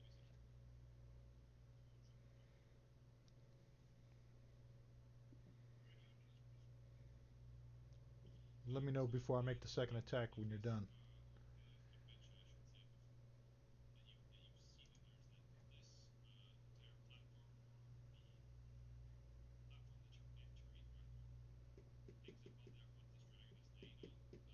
I am not sure if I'm targeting myself. Sorry.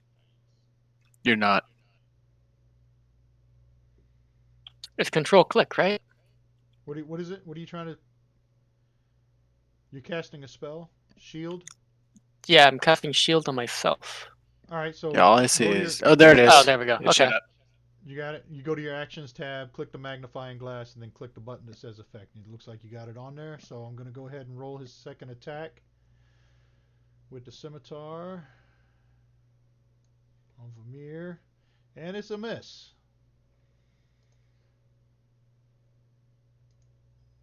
All right. Gothic is up.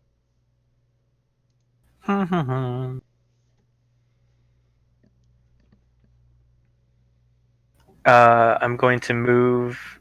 So I can't move my token You can to you that can square that's. you can draw the lines though, can't you? Because they're locked. Like if you move and drop it, and then pick up the little box and move it again. Can you do that? What? Moving your token, just act.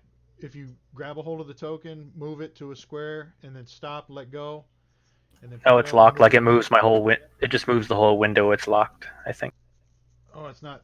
Let me try something, Dan. This is starting to piss me off with these lock tokens. Can you Yeah. do it Do you? now?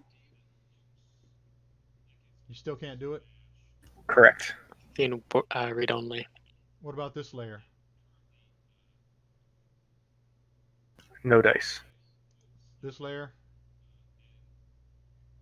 No dice. Alright, let me unlock them. Just don't move your tokens unless it's your turn then. I'll unlock them. Deal. We won't Deal. move crap. You can trust us. Alright, go ahead. Now can you move it? Nope. What? What about now?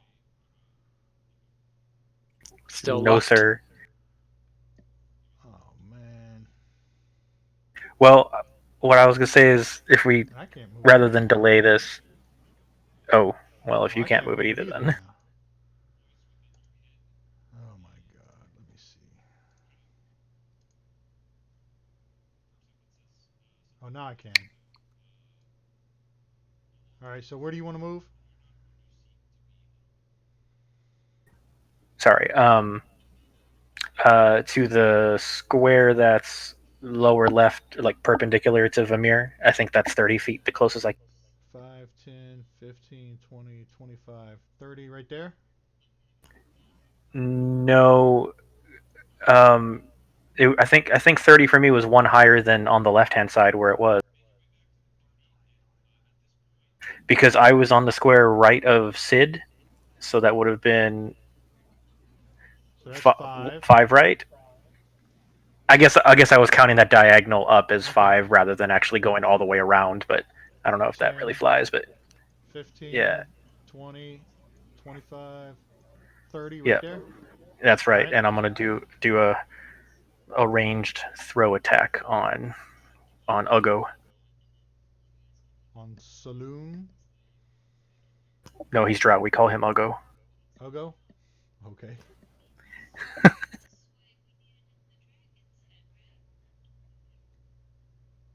What am I going to throw?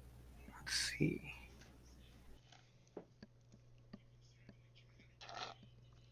Oh, I almost had 18 with that. It just rolled over to 4. And that's a miss. Yeah, I guessed. Sid, you are up. I'm gonna walk calmly, using 40 movement points to right behind that guy, and hit him with a quarter. Can you move that far? I can move 40. So 1, right there? 2, 3. I think it's the 1, other 2, 3, square. 4, 5, 6, 7, 8 times 5 is 40. That's 8 right there. Yeah, You were behind Blade Biter. 1, 2, 3, 4, 5, 6, 7, 8. Yep. so I'm gonna hit him. All right. First, I take aim with my quarterstaff. And that's a miss. Sure is. Anything Then else? let me see here. I might be able to try to hit him again. Oh yeah, that's right. I can do my unarmed. And That's a miss. Wait. Unarmed strike. Yeah, that's a miss. a solid miss. I just whiff a lot. Yep. Yeah. It's kind of like a kung fu movie where there's a lot of punching. A lot of punching the air. A lot of Yeah, arms I'm moving trying around. to try to intimidate him. All right. Gregor. Yay! Okay. I'm going to slide over a few steps and I'm going to unleash hell on the drow, attempting to kill my half out or my party member.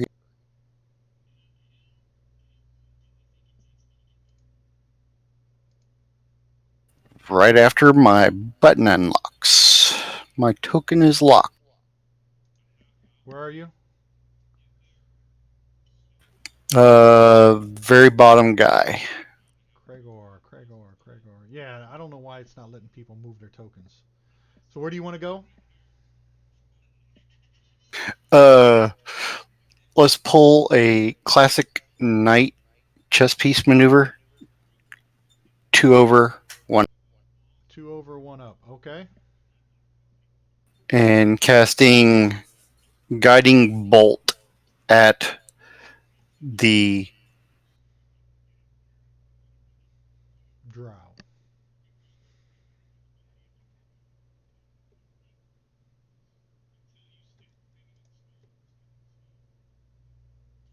I do not know why that threw 3 dice when I clicked on the cast button.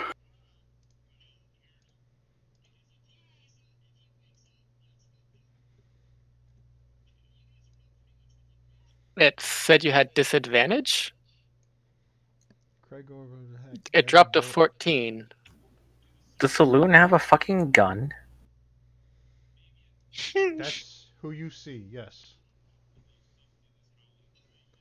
Why did it, Gregor, effects, guidance, DC 10. Why is it, Gregor, priest attack, guiding bolt, attack at, you attacked Vamir? No, That's no. why. That's why. Fix that. Okay. I did not have the right character selected on my. All right, so I will drag that 12 over on the attack on Saloon, and it's a miss.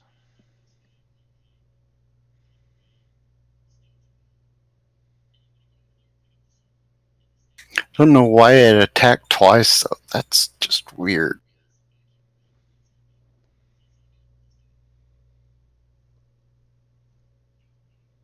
One of these days, that bastard's going to hit, and I'm actually going to get to roll my 4d6 Actually, I don't damage. think dropping that 12 on worked. Go ahead and target him and just re-roll it. Go ahead and re-roll that attack. There you go. Ooh. There we go. Bet you didn't expect that, Mr. DM.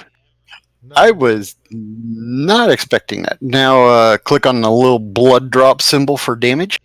Yep, and too bad we're not doing this by. Whoo, damn.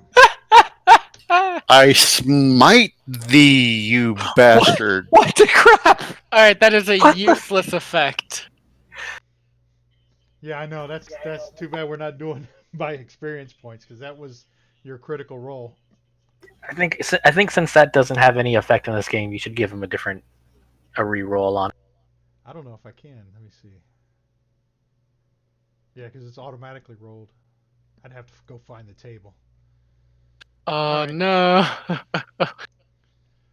Can I make Maybe up an just effect? add boost treasure by 20%. Sure. We'll figure something out. Kaz. Kaz is up. I me just see. gonna make him bleed. Can we all appreciate that he is still at more than half health? Right. But that was a hell of a Kaz. guiding bolt. Metal That detector. that was a hell of a guiding bolt. Kaz is going to attack. And I with believe a she short has bow. advantage. She should have advantage because of the effects of guiding bolt. What's that? It Grant does advantage damage. on attack. I think it's the why, immediate next attack. why didn't it apply to him? All right, so she'll re-roll it then, because she'll drop the 9. Short bow, and she missed anyway. What? Vamir. Uh,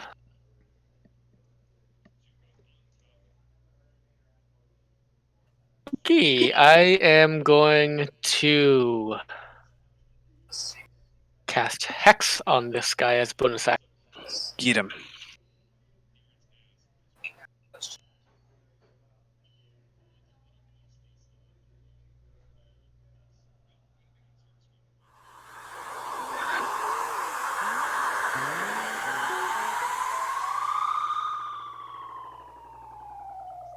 That was an interesting sound. Hello, That was a miss. 1995 RPG.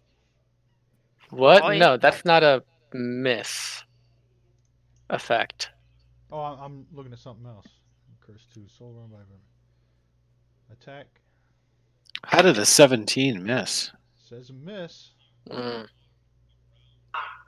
Wow.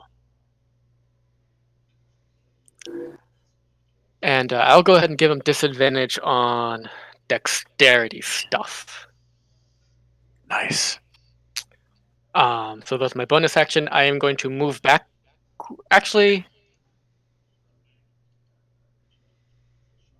I am going to move up to try and block the alley, stepping also more than 5 feet away from him. So I'm leaving his reach, which I think provokes an attack of opportunity. Yes, it does. So where are you moving to? 10 feet above him. There? Yes. And actually, sorry, before I do that, I'm going to cast frickin' this.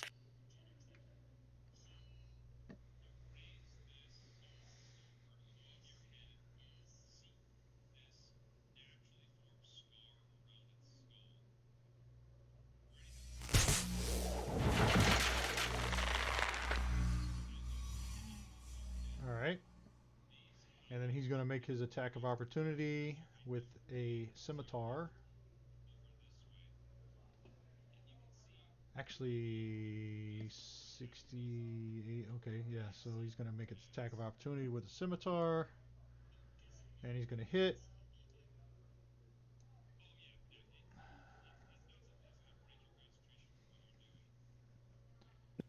He also takes 5 damage from that, I believe. He does. He does. How much From damage what? did he do?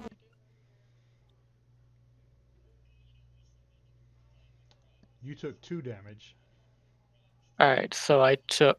Is that real damage No, he, or he absorbed by? absorbed. Completely Partially absorbed? absorbed. No, partially. He So he he did did 7 7. damage total. Yeah. Okay. Alright, so my temporary hit points are gone. He still takes 5 points of damage. He takes 5 points. Yes. From what? The Armor of Agathis. It gives me 5 temporary hit points, and any time someone melee attacks me and deals damage to me, they take 5 points of damage per spell slot level I use. Alright, so he takes 5 points of damage.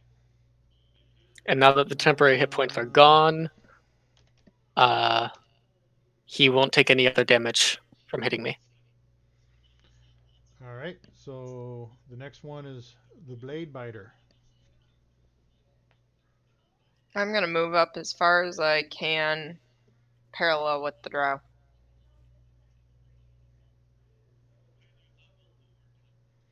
You're going to move up parallel to the Drow. So that's 5, 10, 15, 20, 25. That's 30 right there. Yep. Then I'm gonna attack him with a crossbow because I can't do anything else at the moment. All right. Although, yeah, How far does your breath weapon go? you would be toast. Sad. Yeah, I would have to be where Oscar is. Oscar's in my way. Oh, yours is a line? Yep.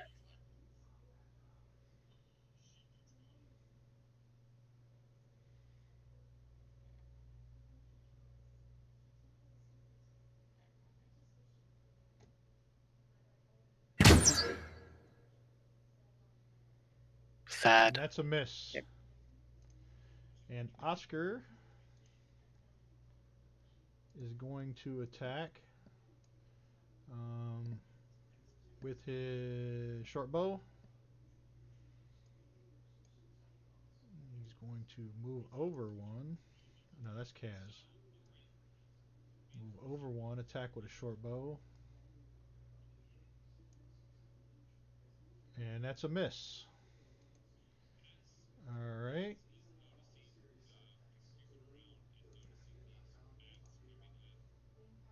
Why is this doing this? Yeah, it did reroll. Damn, he rolled it again. Initiative. 23. So since Sid is there, he's going to move down one. Wow, confident guy. No, he's Did not. I seriously roll a 1 on initiative automatically? Yes. Yep. That's ridiculous. And he's going to. Well, no.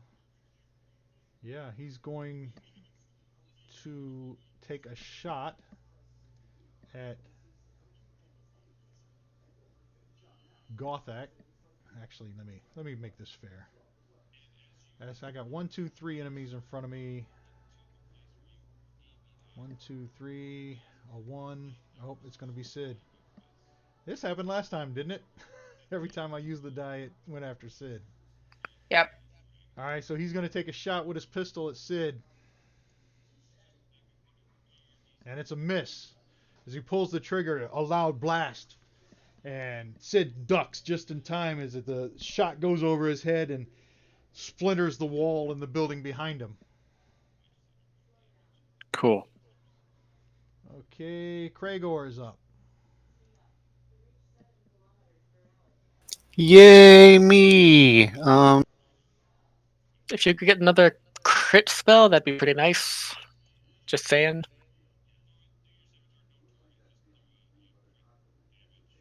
I'm going to cast Toll of the Dead at him.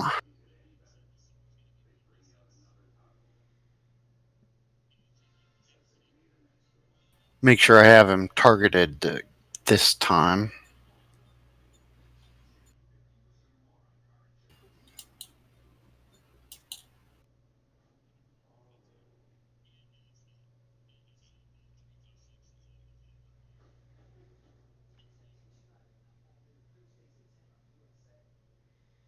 And that was a successful save. So he did save? Yep. Okay. So would he take half damage or no damage? No damage from a cantrip. No damage. Okay. So Kaz is up.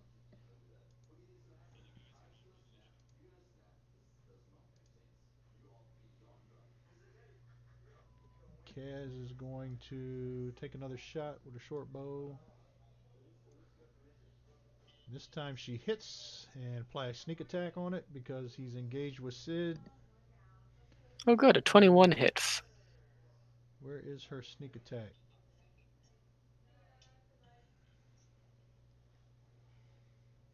Consumables, race traits. She doesn't have it on here? I'll just roll a d6. Yeah. I'll roll the damage and add the d6. That was with the short bow.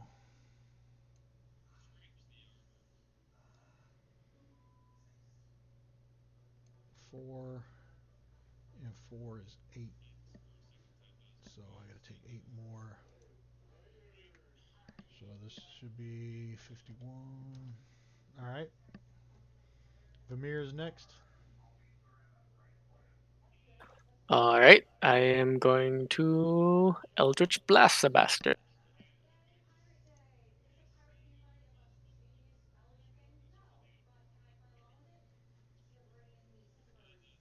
Why do I have disadvantage?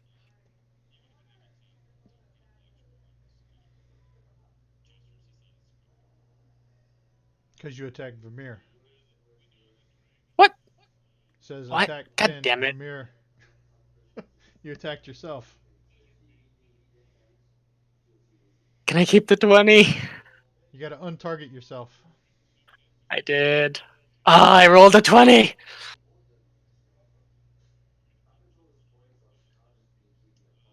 What? Hold on. What the? Wait. Why did I? Why did that roll 3? Hold I'm on, hold on. confused. It rolled Something waggy's going on. it rolled your attack, which was a fumble, and then the effects table rolled. Oh, wait a minute.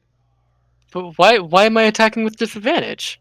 Why I are should have you hit with that 20. Hold on, hold on, hold on, hold on. You attacked the first time and then you rolled the second one.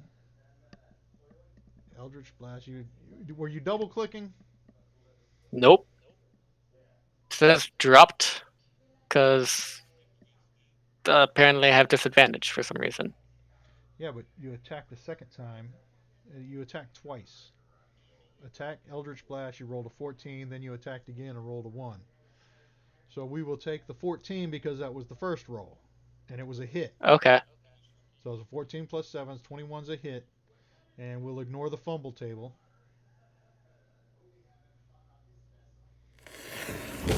That should be an 8 because he's been hexed.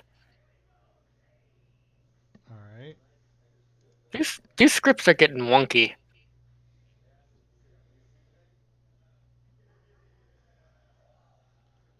Let me see. Hexblade Curse. All right.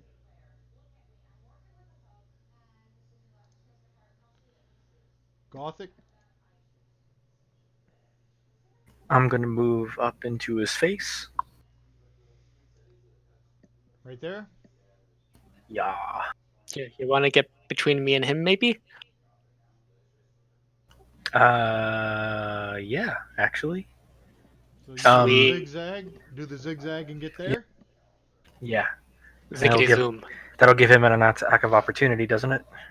Nope, you haven't No, left his because you were reach. you Oh, went okay. in front of Sid and then diagonal, so you were within his reach the whole time. And that's a hit. Yes, and it shall be a magic slash for my berserker battle axe. Jesus Christ.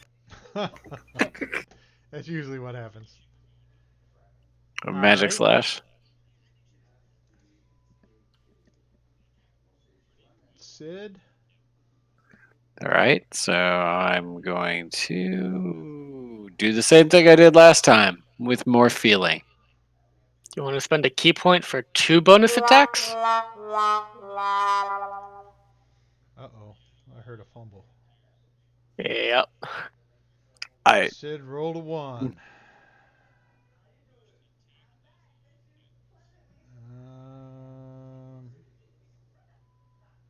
Why does it say Remelia Haventree?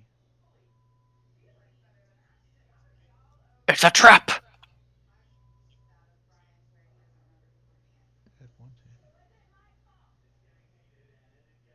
I don't know why that's saying that. You attacked, you missed. Remelia Haventree fumble. Fumble effect.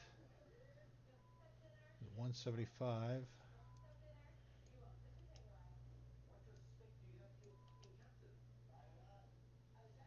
So you may add 1 to any ability score and decrease another by 1 if you wish. Wow. Yeah. So what do you want to We're change? going to go down to a -2 intelligence because, of course, we are So you're by going to going change down to that 8. to an 8, okay? And which And one are you going to increase? Dex is gonna go up to 16. Dex 16. All right. There you go. You are now more dumb, but also more graceful. And now we're All gonna right. do our unarmed. Oh no no no no no no! I attacked. I Oh. attacked with a magic weapon. Yep, yeah, I get to. So it's still your What the turn? fuck is I doing?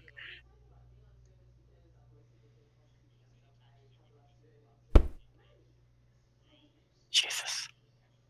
You didn't have a target. I. I'll drop it on him. And that's a miss. All right, Spend a cool. key point to attack again. I will spend a key point to attack again, using my flurry of blows.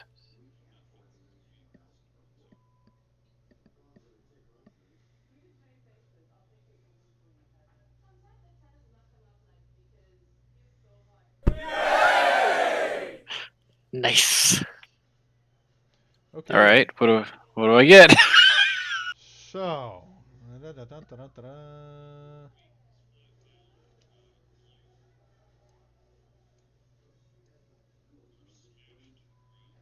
Oh fuck yes! The drought elf goes prone. And then I'm gonna roll my best damage. All right.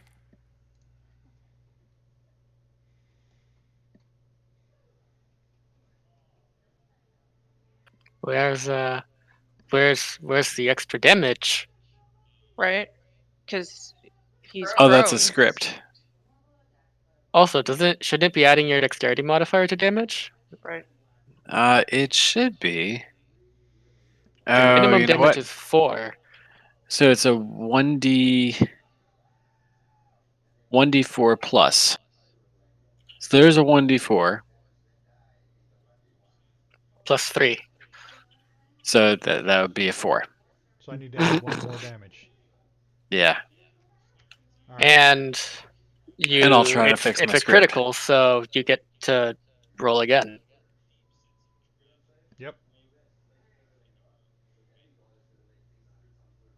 That would be 7. Yeah, why didn't it do... I don't know. It did say critical bludgeoning 3. I don't know. Maybe you don't get extra on, I don't know, unarmed strike. I don't know why you Nah, wouldn't. you definitely do. Especially for So a you get monk. 3 plus what?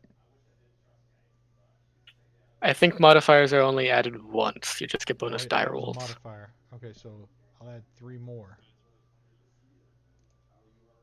Yep. All right. And he's definitely prone now. Yeah, he's prone. Oh, you know what? Going down to 8, only it keeps the -1. So really, I didn't hurt anything, Excellent. right? Your fumble improved your grace. Sure did. You Learning from learned your something. mistakes. Yep. I was gonna go there. I was definitely gonna go there. All right, so let me see. Let me read something here.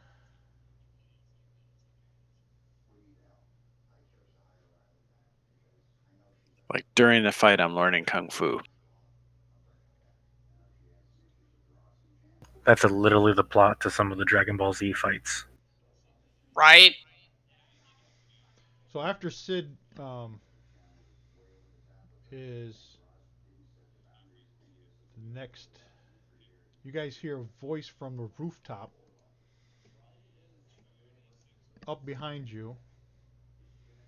Most of you. It's in front of Oscar and Kaz and Kragor. But you see a figure up there in the shadows, and he yells down to Saloon to surrender. And Saloon yells back at him, "Never, never will I surrender."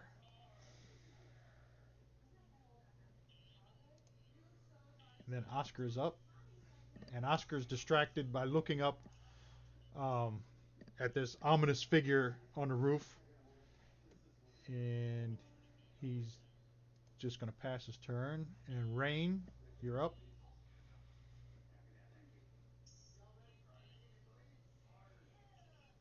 Rain's annoyed and not distracted. So Rain's going to take a step forward and pull the axe off her back.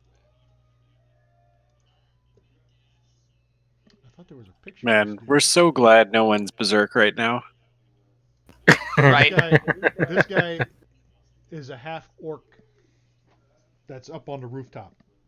You see a half orc, and he's got an oversized bow.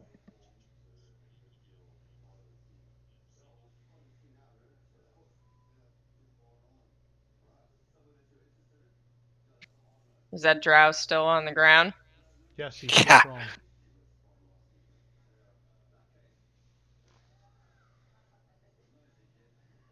Am I allowed to put my foot on his chest Sure. and ask the half orc what his business is?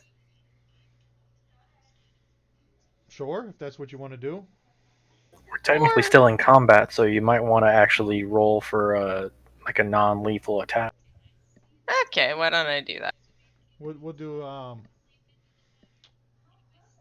I don't know what to roll. Let me see. He's prone. Yeah, whatever you're doing is with advantage. You could do a Right. grappling. You could use a Yeah, grappling check for. That's what I was going to do is do a strength on strength, and he rolls with disadvantage, and you do a strength check with advantage. With advantage. Yep. Brutal. Ridiculous. Yeah. You I don't know can't why hit him. I don't know why I ever bother to roll. Well, he I really he- don't. He had a terrible roll too, but yours was just a little bit terribler. Yeah. That's nothing new. I don't know why I play this game. It's So the you go comedy. to step on him, and Twist your ankle. You Well, should no. just have Vamir do Well- all your rolls. the roll wasn't that bad. So you go to step on him, but your foot slips in the blood that's on his armor, and it doesn't really pin him to the ground. All right. So next. This is But now he's glorious. got a dragon. I mean, all I was trying to do at that point was knock him out. Ooh, So- make Kaz try the same thing, because then if she rolls successful, that's so embarrassing for the dragon. Well, she's too far away. She also gets distracted by the half orc and looks up, as she looks up, and the half orc is up next, and he jumps down from the rooftop and lands on the ground with a thud. And then he starts walking up towards you guys, and he draws an arrow and points it at the drow, and he says, "I said surrender." And then it is Sid's turn. I'm going to ask Zeraj first because he's standing in my personal space. Or do I have time to ask him? I don't have time. I got like 6 seconds. I'm just gonna punch Sultern. That's what I'm gonna do. I'm gonna punch him a lot. Curb stomp the bastard. Yeah. I'm gonna punch him a lot again.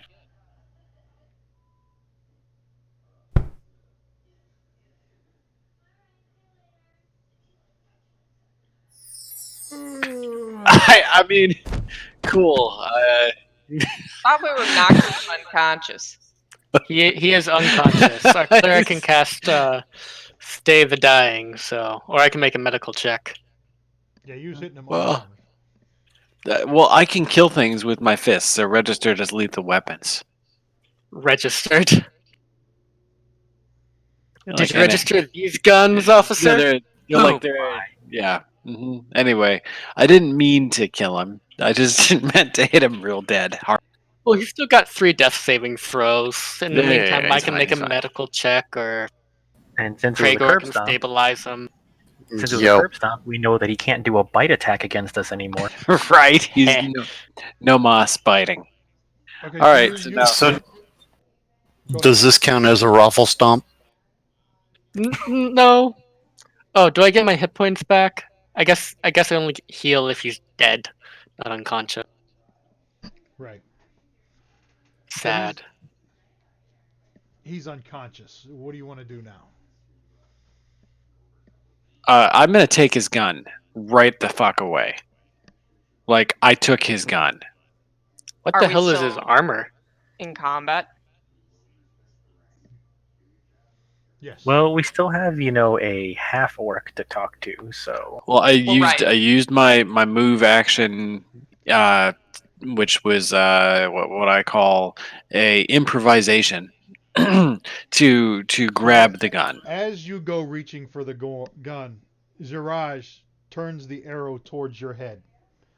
Do not touch the drow. I'm not touching the drow. I'm touching the drow's gun. Back away. Are we still in combat then? Yes. yes, he said yeah. All right. Back So I'm not away gonna reach for from the the drow. gun.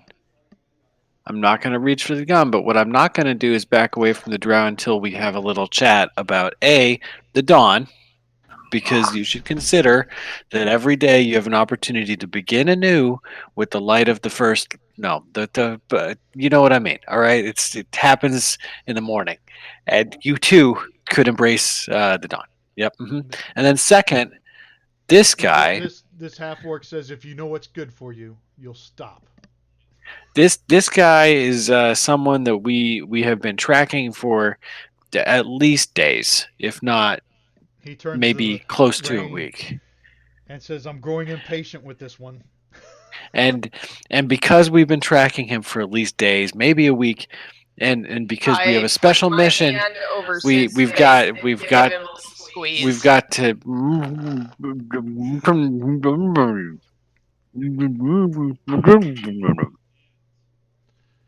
All right. Skip Oscar. Vamir, And stuff.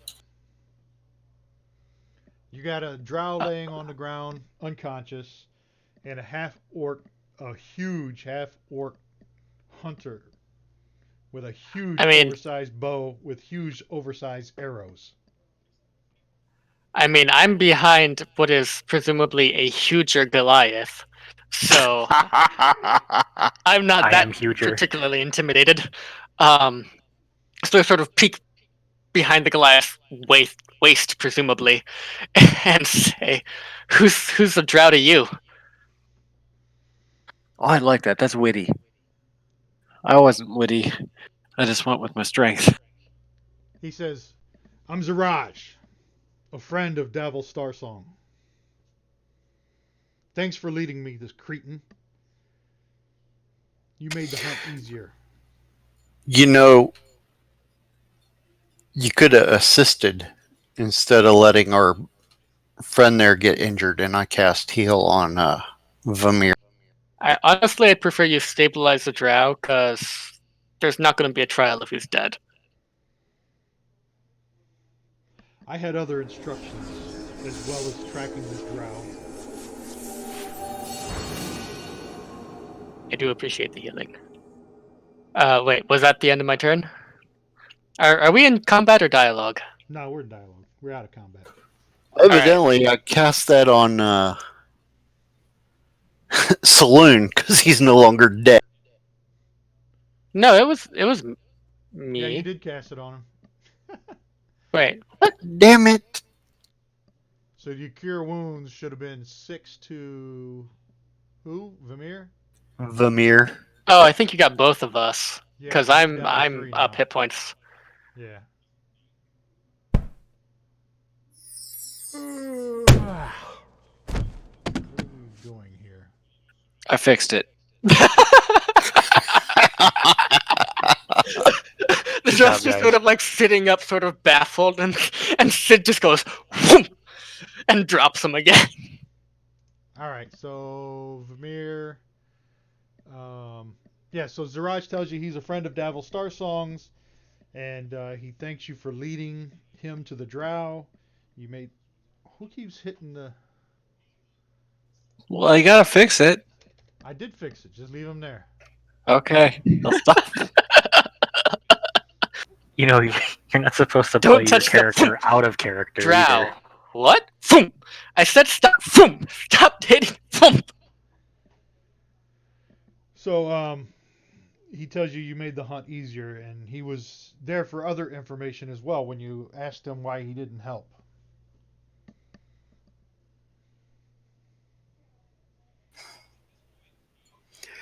Well, it's nice to know that we had backup if necessary.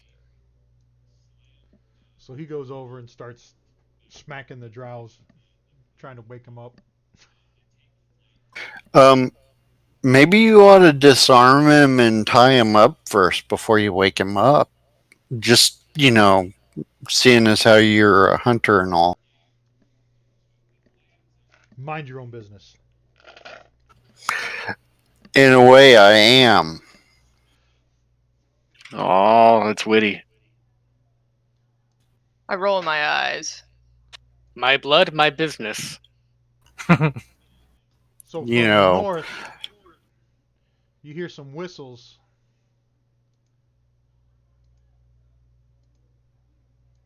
All right, where are they at? Where are they at? Where are they at? Where are they at?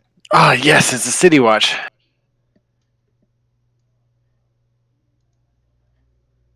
And you see the city watch coming down the street from the north.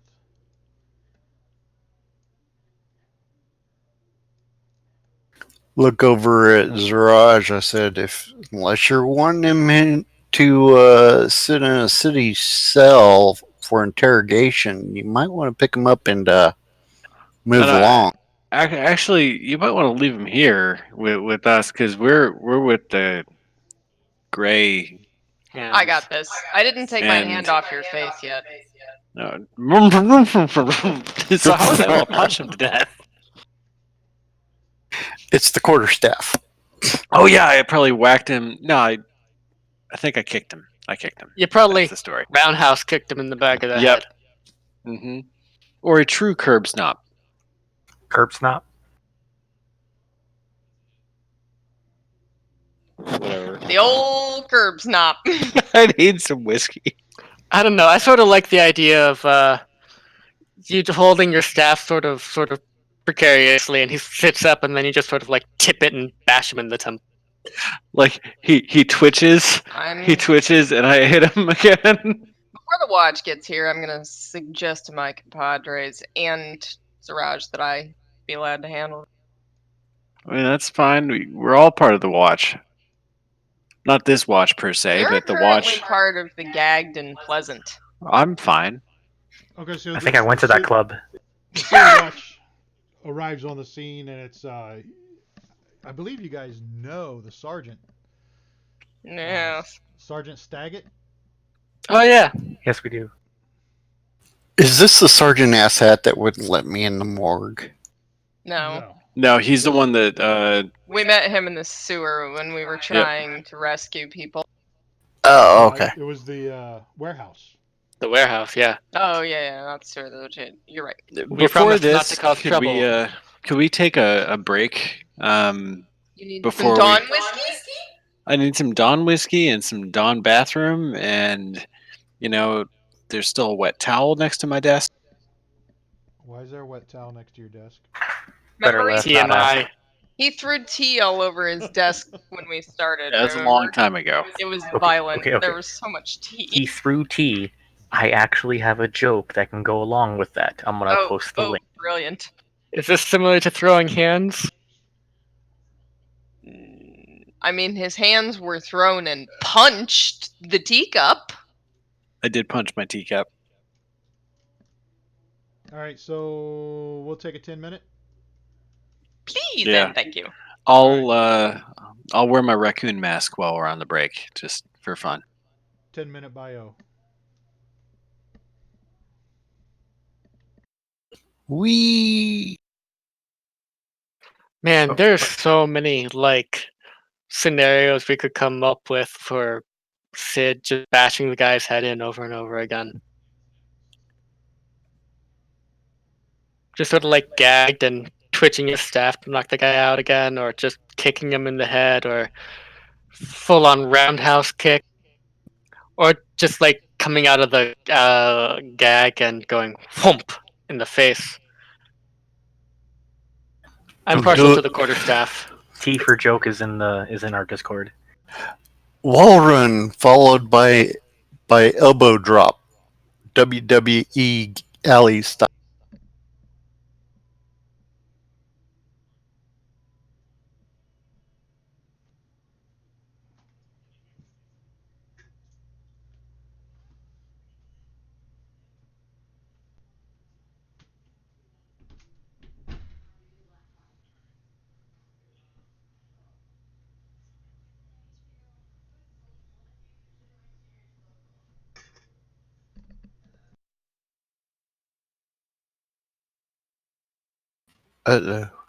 YouTube video.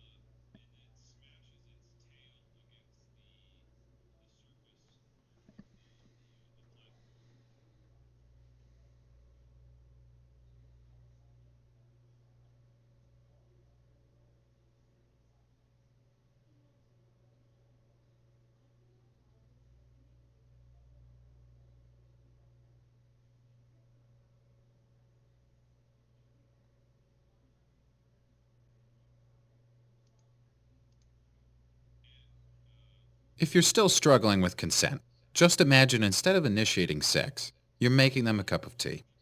You say, "Hey, would you like a cup of tea?" And they go, oh my God, fuck yes, I would fucking love a cup of tea. Thank you. Then you know they want a cup of tea. If you say, hey, would you like a cup of tea?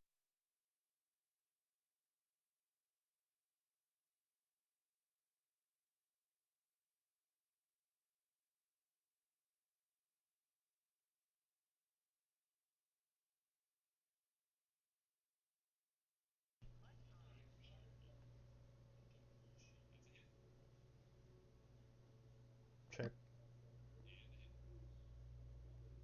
Check. Check, check. Howdy. I gotta figure this audio out. Because you know that cup of tea. Yeah, Mhm. I clicked on Daddy Boo's link here in Discord. I think I've seen that video before. Yeah. What you didn't see was my panic as I started hearing the audio from a YouTube video, and I know I have that app closed. It's like a network security guy's nightmare. He's like, okay, there's a port open somewhere, damn it. Yep. You don't even know. You made my. I puckered up a little bit the minute you said that. I'm like, there's a hole in my firewall. Where the hell is it? So, I think if anybody's still interested in that Tuesday night game, Drake takes. I think he's still got a spot open. He had asked Rob Toohey, who is a very he's got he's the one that does all the coding for the spells I have, the Rob Toohey effects codings. He had asked him if he wanted to be one of the players, but I guess he's still waiting on a response, so he might be the fifth one. But he still might have a spot open, so if anybody's still interested, just let me know. It's going to start on January 7th. It'll be Tuesday nights. Any idea on the sort of culture he's expecting? Um, culture as in what? So like hard RP or more of our like casual third person stuff. Well, I've watched some of his videos, and some people do RP and some don't. He's a pretty good. He does pretty good RP when he's doing it. Um, but if you want to look at some of his videos, his Twitch, he's on Twitch at Drake Take. I think is his. Let me look. What his Twitch channel is.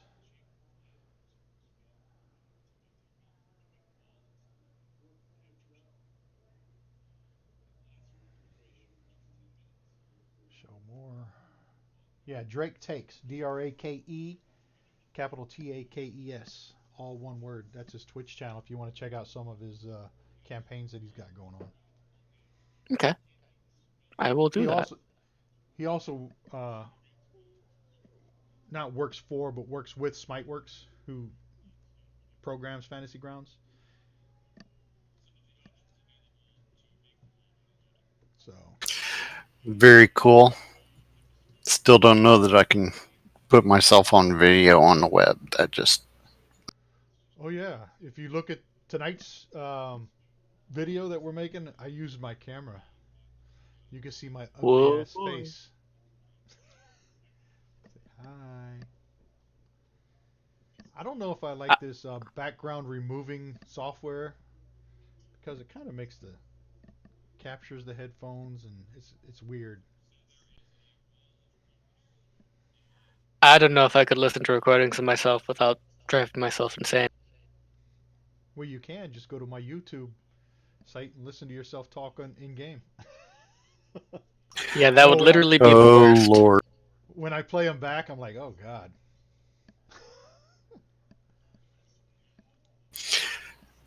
I It's funny need this listening to coffee cup. yourself. I tried testing my mic when we first started, and I was like, oh my god, I have a speech impediment. I swear I sound like I'm all nasal. It's like I speak out of a giant nasal cavity. Yeah, everybody's fine.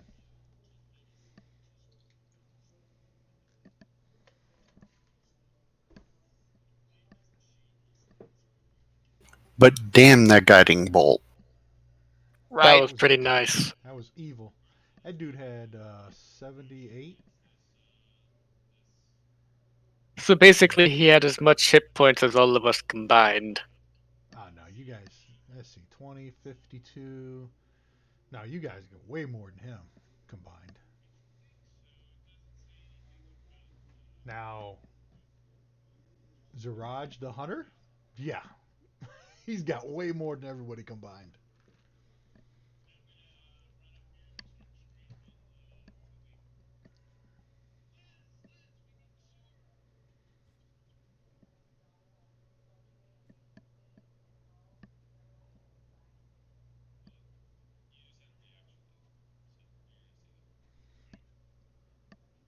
So we're still waiting on the wet towel. Yeah. He got distracted downstairs. You let him go downstairs by himself? Right? Is he reading a book? Or an article? I bought him an Iron Man pinball table. What do you want me to do? Oh, Take did it he go back. play a game? Yep. It Are is you attached kidding? to an electrical outlet. You could go Right? flip the breaker. Oh crap! We lost electricity in the basement. Damn. Here he is.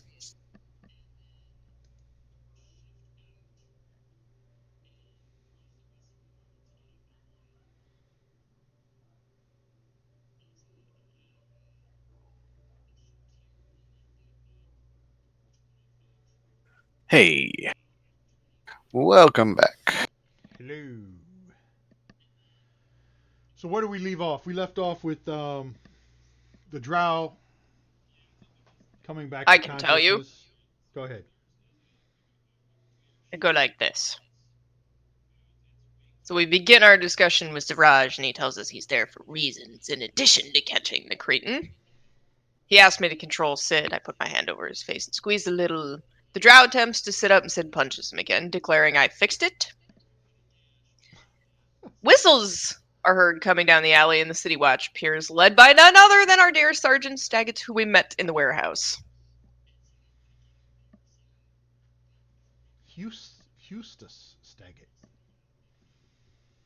So I have they come to where we are? Yes. If you check out the I'm- map, Ah, the city. I'm gonna watch put my guards- axe on my back.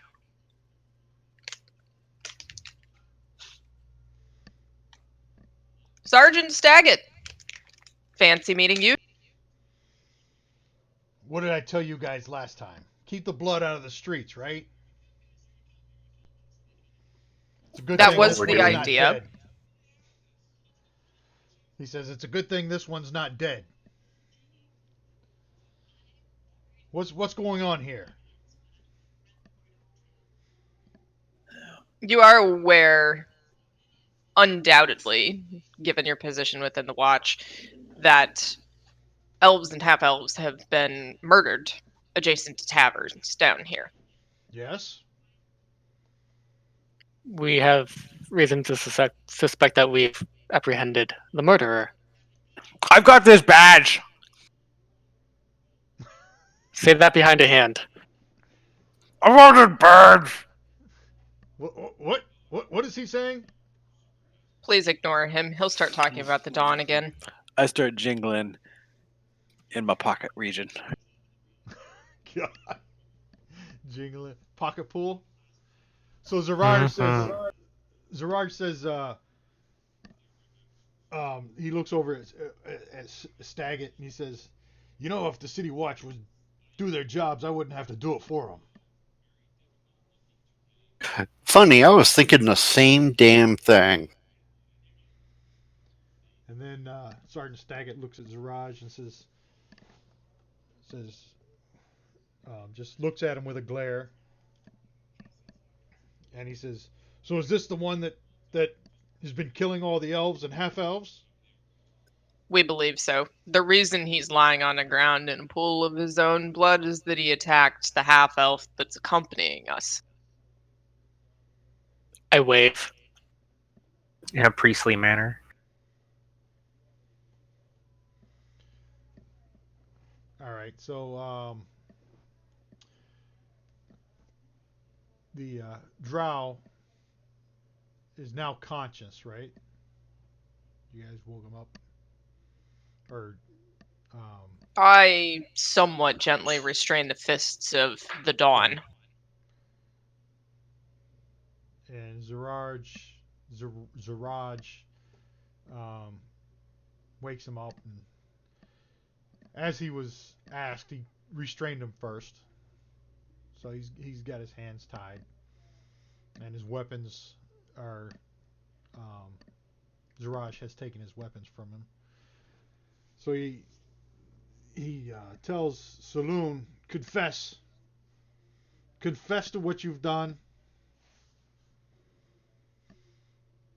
And the drow looks up and he says, these Iblith are weak, cruel traitors who stole the surface from us, condemning us to slave for the Spider Queen and the Underdark.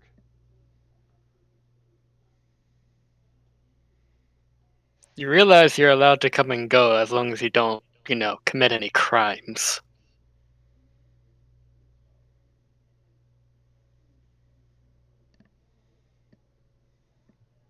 That's all he would say.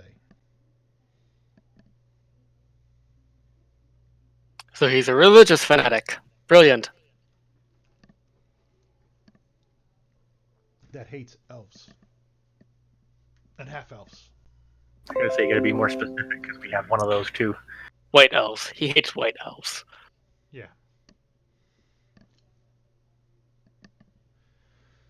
So Sergeant Staggett tells him, we'll take this one into custody. The rest of you,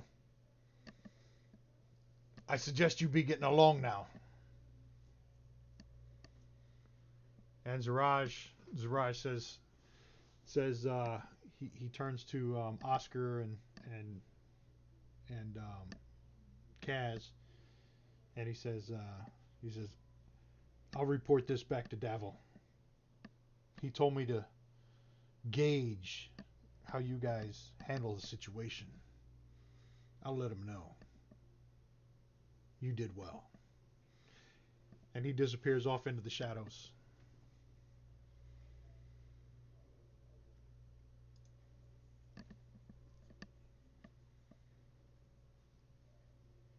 This bodes well. Yes, it does. Look at the sergeant. Hey, you gonna be able to get this murderer back to a cell safely, or do we need to escort you to make sure it actually happened? We'll take him from here. So Staggett takes all of his weapons from Zeraj before he leaves, and the city guard, the other 5 members, start shackling him and picking him up and dragging him off, calling for the meat wagon.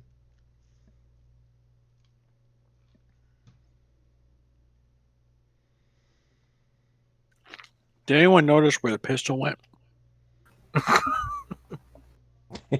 How about No way does the Dawn need a firearm.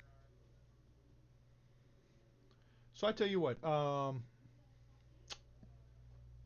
let me see. Hey, he didn't try to shoot any of the rest of you guys with that.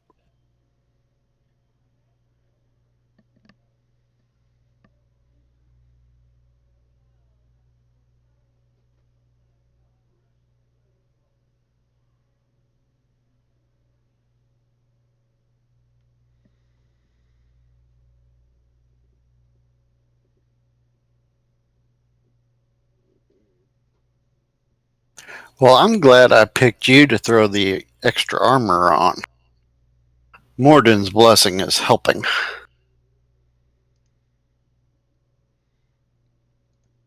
right, so the City Watch take the Drow, and they all leave. So let me see here. I guess everybody left.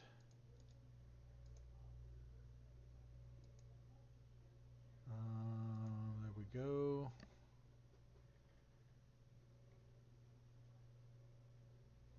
Damn, we only got one person with 3 wounds. Everybody else came out unscathed. Hell, I didn't even have to unlimber my shield or my mace. Yeah, you just like Cyclops blasted him. All right. So Oscar and Kaz, they all join up to everybody else. So what's the plan from here? You guys have taken care of the Drow. I think a beer's in order. I think I think the night's still young. I think beer's in order. Let me see. I'm done for that. Sorry to interrupt. It's about 11 p.m. This took a few hours to resolve.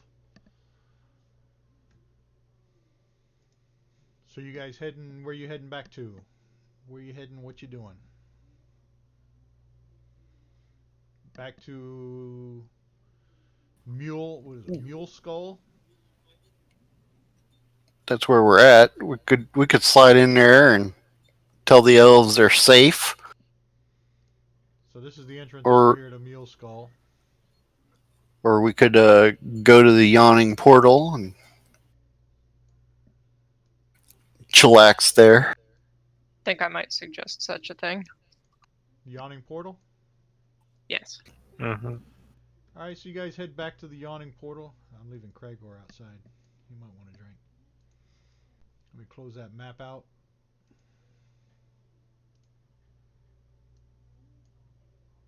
Close that one. So you head back out to the Yawning Portal, and you arrive. It's probably around 11:30 p.m. sort of. What do you want to do? Mead. So Rain goes up to the bar and orders a mead. Anybody else? Oh yeah, I'm gonna have a dwarven ale. So you drink your dwarven ale.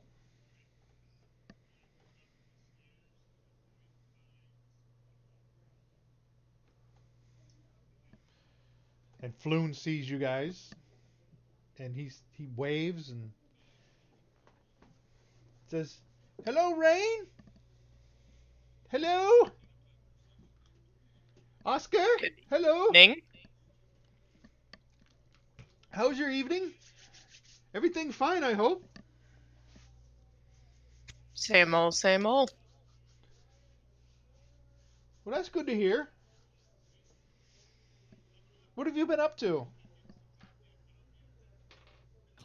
Praising the dawn. You still after that dawn, eh? Oh yeah, every day. I prefer the nights myself.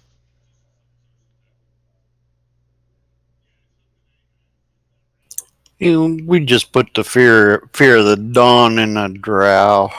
In a drow, you say? Ooh.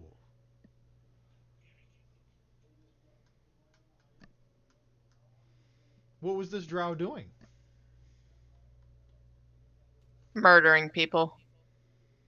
Oh, that's what was happening. He's heard about the murders and the stuff going on down at Dock Wards.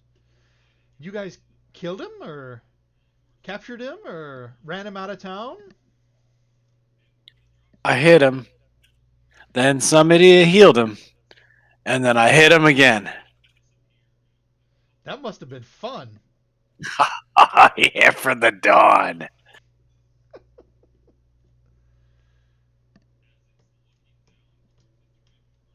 And I'll get a red wine.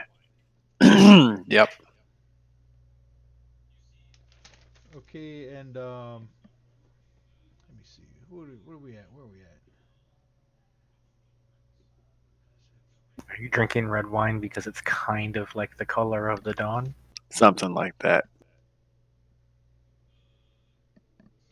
So Yagra sees the group and she goes over and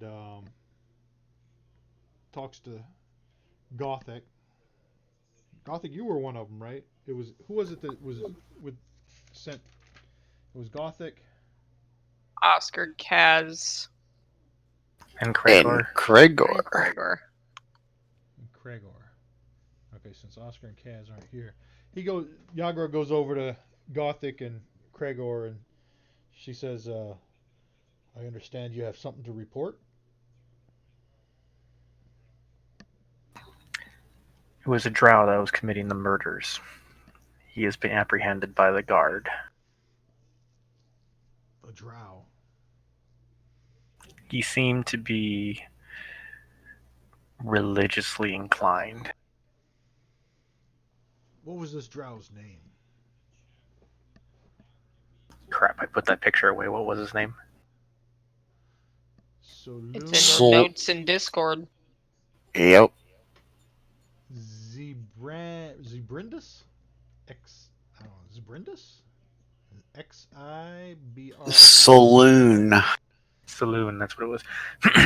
He went by the name Saloon. He had a weapon that I'd never seen before. Yeah, he was a nasty one. Let me see if I can find some information on him.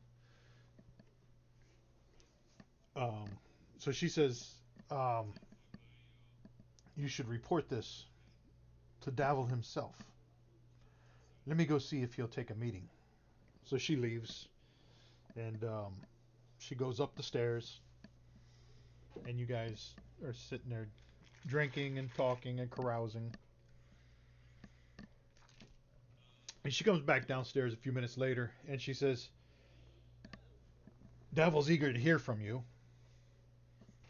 The four of you can follow me.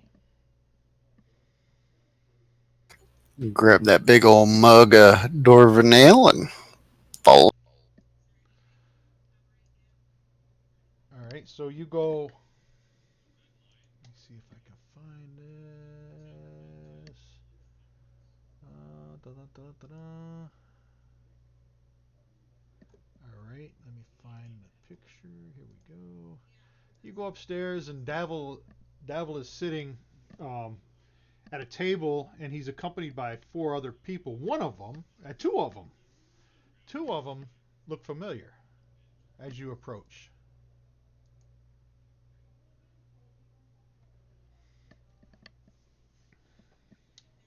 As you come closer, you notice Schemo Weird Bottle is there, and Zaraj, the hunter, he's there as well. So Davil gets up from the table and meets you halfway, and he says, I've heard you did well. What do you have to report? There was a drow named Saloon that was committing the murders. We engaged him as he was following one of our own, a half-elf that joins our party. That was a good idea. You Zaraj tells me that you guys put together a good plan, and you executed very well. Saloon is a sadistic and fanatical bully who is fiercely loyal to Brigand Durarth and to Jarlaxle in particular. His younger brother, Gnarl, has infiltrated the Xanathar's guild. It was easy to identify him as a fanatic. He is still alive. He's been taken into custody by the city guard. He had a burning hatred for surface elves and half-elves, having been taught from a young age to kill them when opportunity permits. He spends his If you nights would, haunting the darkened streets and alleys of Waterdeep, looking for solitary elves or half-elves to pick off.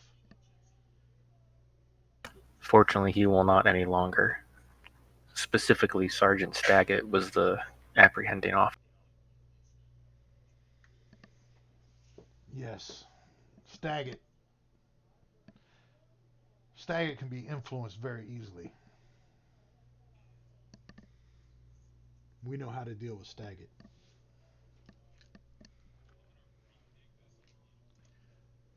So he. Well, if the drow goes missing before he gets to a cell, we know what happened. No, Staggett wouldn't cross us. Let me introduce you to the rest of the Doom Raiders. He brings you over to the table, and Davil introduces Schemo Weird Bottle. You know Schemo.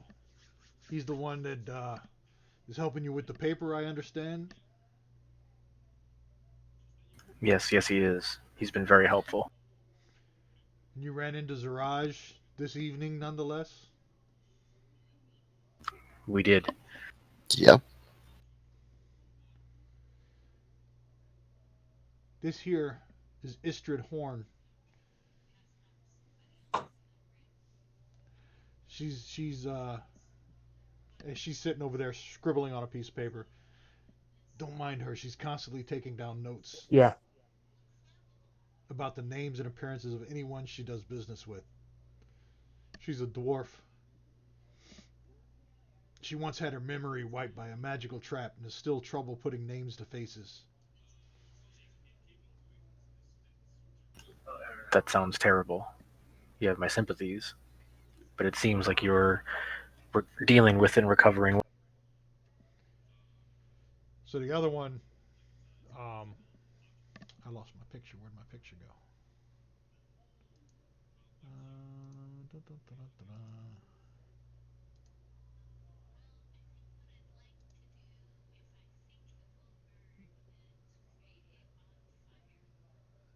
She's the dwarf. And the other one is Tashlin Yafira.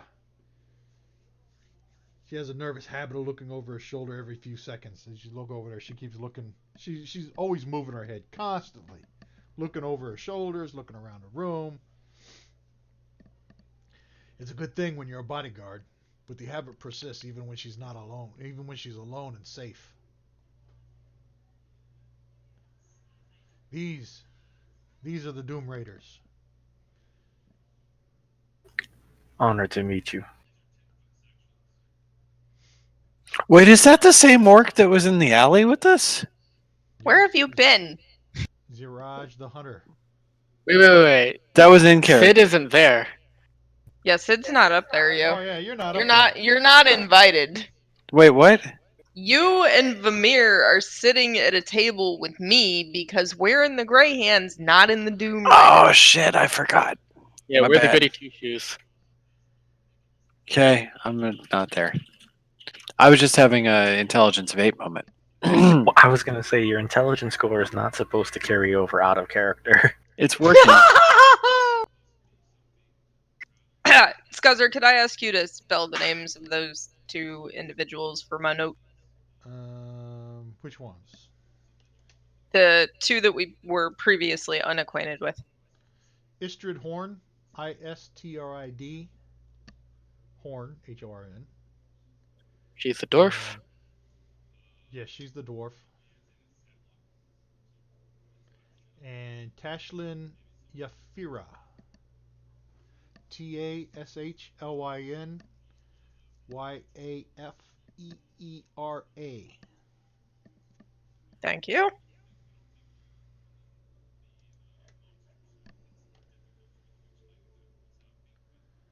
me see. What am I doing here?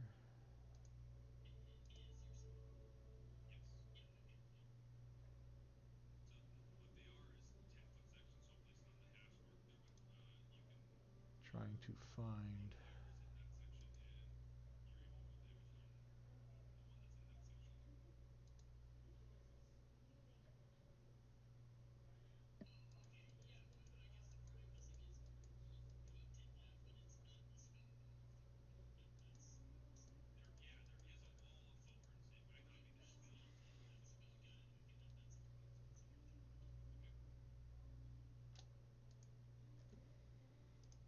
right, and these. Let me see. 720. All right. So he tells you he has another mission for you. Um, And what would that be? all right. So here's the deal. A friend of ours named oh, the friend Schemo over here. You know, he runs a small shop in the trade wards. He's made some potions of mind reading for a client. The bastard's lazy and doesn't want to deliver them himself, so he kind of sits over there and giggles. And the client is shy. Here's what I want you to do. I want you to head over to his shop tomorrow, pick up the potions, and deliver them to the client safely. There'll be a tip for you. And did he offer you Money is anything? good. Did he offer you anything for the first one? Yes. He did. He said that it would be. Well, he said that it would be that it could be lucrative, but he didn't actually put it. It wasn't a negotiated price. All right, so he gives you each 50 gold pieces.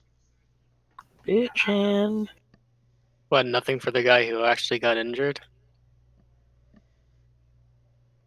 Who got injured? Vamir. Is he one of us? He No. doesn't. He doesn't know you've been injured. You're not in the Yeah, room with no, the I'm group. I'm out of character right now. Oh, Sorry. no, I'm sorry. He's only giving the money to his followers. So each of you For add further. 50 gold. Goth. Oh, I gotta add Kaz and Oscars, don't I? Yes. Yeah, I'll add it to mine. So now I'm only 40 gold down from when I started. Inventory. Damn, he got 269. So it's 319 now.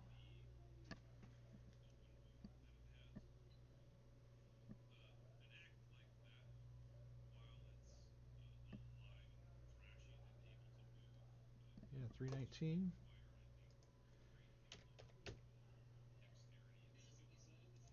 And Kaz. Where's Kaz? Inventory. Kaz had 236, so now she got 286.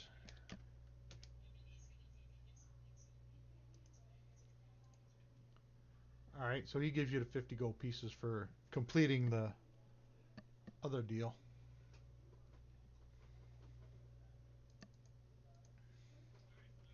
And he asks you if you guys think you can handle this mission.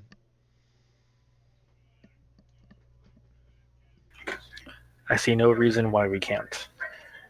Do you have a map, or can you mark it on my map where this location is? Cities are still slightly beyond me. I don't think, did he tell you? A friend of ours is a trade ward. You already know where Skibo's Weird Bottles is. Oh, okay. I think I missed that. Yeah. So that's Skivos. It's Schemo. Okay. Yeah. Scheme. Oh, Schemo. it is Schemo that needs it. Yeah. Okay. And he that's why he was giggling when he said he was lazy and he doesn't want to deliver it himself. And the client's shy. If you want to head over to a shop tomorrow, pick up the potions, and deliver them to the client safely, there'll be a tip in it. Okay. Yes. All right.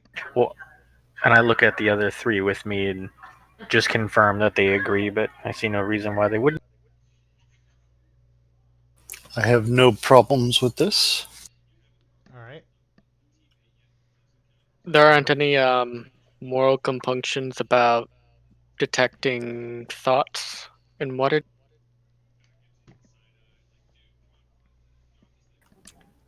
Well, I honestly I don't know, but my character would know. Is your character fine with the idea of somebody just reading his thoughts? Who? Schemo? No, Whoever's getting the potion, anyone. Is thought detection considered moral in Waterdeep? I don't know. But he's made some potions for a client that's asked him for it. Oh, sorry, I'm out of character again. Vamir isn't in the room. Okay. To I don't know. I mean, to answer that question about Waterdeep, I actually don't know. But at the same time, it wouldn't particularly matter with this group. This group is outside the law, but just not nefarious like the Splinter group. But detecting thoughts could be nefarious. Yeah, but Could be. Schemo's just making a potion for somebody who's asked him to do it. He don't care A what's done with the potion. a sword can be used for good or evil. Right. Same with a potion. Right, but if you sell weapons to an orc horde, you're sort of responsible for who gets murdered. No, that responsibility lies with the orcs. They use the swords. The sword doesn't care. Ah, so you are a true neutral type of Moradin follower. I'm just curious about people's alignment and how they're actually how they actually feel about their actions.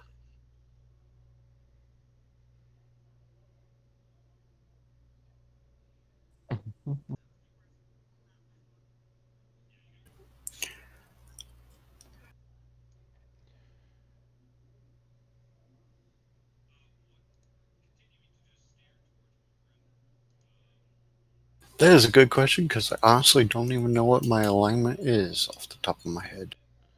You see, That's not a great thing. Krager's lawful neutral. Gothic.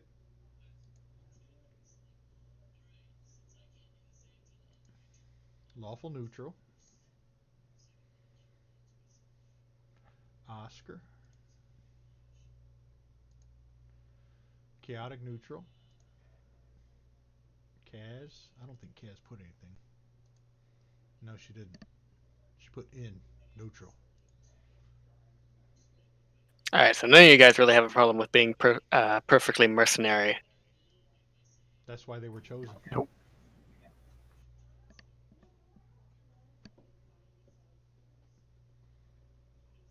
It serves the greater good, so Does it's it? good for me.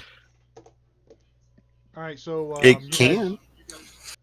You guys receive your instructions from Davil, and he dismisses you from the table, and just tells you to go see Schemo tomorrow. Okay, then kind of politely nod my head to all of them and then head back downstairs.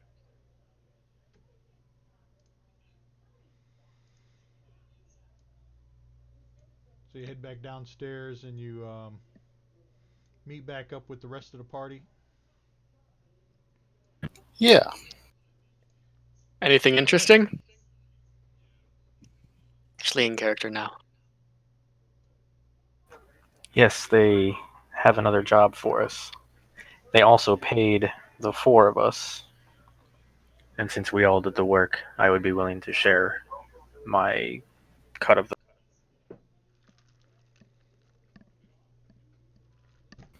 Absolutely. So you want me to? I can do this probably easier than everybody adding something. Let me just go ahead and take your 50 off of your gold, and I will put 50,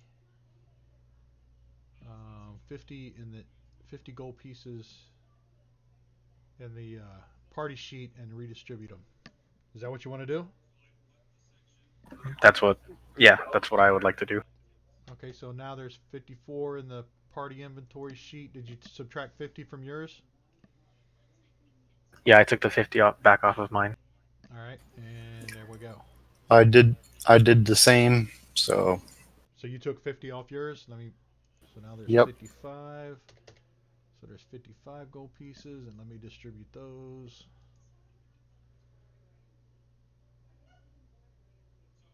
There we go. And so, do Did we want to do Davil the same? indicate? Do we Sorry, want to go do ahead. the thing? for Oscar and Kaz, I'll make that a group decision since they're not here. I mean, in character, I think Kaz would. In character, I don't think Oscar would. Yeah, Alright, but so he also might be pressured if he sees like 3 other people drop down bags of gold to split among the party. That's true. that's true. I tell you what, I'll roll. Um, Can I roll a success. persuasion check to look endearing and maybe Yeah, a let's little do bit it. pathetic? You roll persuasion, and we're talking Oscar, right? Let me see what Oscar will roll. He will roll um, intimidation. No, well, what would he roll? You'll roll a persuasion. Maybe just a straight charisma. Yeah, he'll roll a charisma save.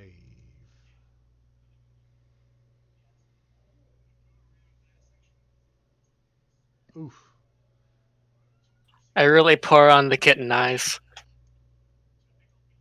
Oof. He rolled a 20. But your modifier is a 7, and his is a 1. So your 24 persuades him. Oh yeah. Reluctantly, he's like, he grumbles. You know us. You know Lambda. He's going to grumble. But reluctantly, he gives up his 50 gold pieces. Let me go to his inventory. 333. So that makes it, what, 283?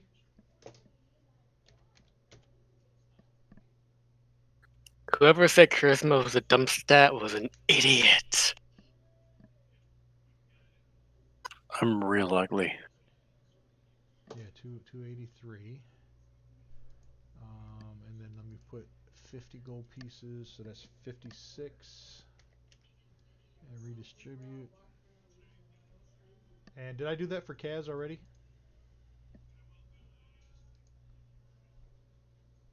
I think I did, didn't I? No, I don't No? think so. I'm seeing 3 redistributions. Okay, so hers was 308, so she goes down to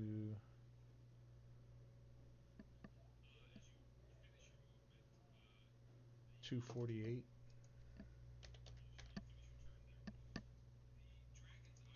And 258. is it 258? Yeah, 258. Let me bring hers back I'm pathetic, but I'm not dishonest. up. Well, now I put it at 8. 258. And put 50 gold pieces to be distributed. And there we go. 1 gold piece left in the coin purse. Alright, so Sweet. everybody gets their share of the 200 gold pieces. We should also investigate with the City Watch if there was any sort of bounty for the murders.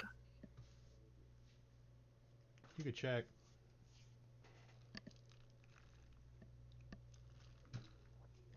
What do you want to do now? It is late. Rest. Yep. Yeah, it is. Indeed, we have a rest because we have another mission for. It is now 1 a.m. and you're heading back to Troll Skull. You want to talk about this mission on the walk back? Yes. Yes. Go ahead. Did Davil indicate if they want the entire party or just the 4 of you? He didn't specify. We could. This seems like a mission that could be taken by the 4 of us, if we have other things that need to happen. But if he's giving us the mission, there must be a reason for it. What's the mission? We are to deliver some potions from Schemo to another customer. Some potions, like healing potions, water breathing? Believe they are mind reading potions or some such magic of the brain. Um,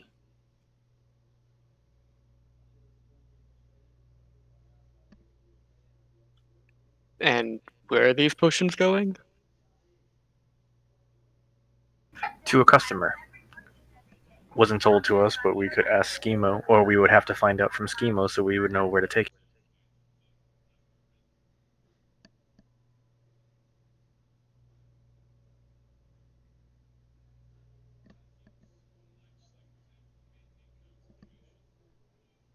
They're for someone who has an incredible case of shyness.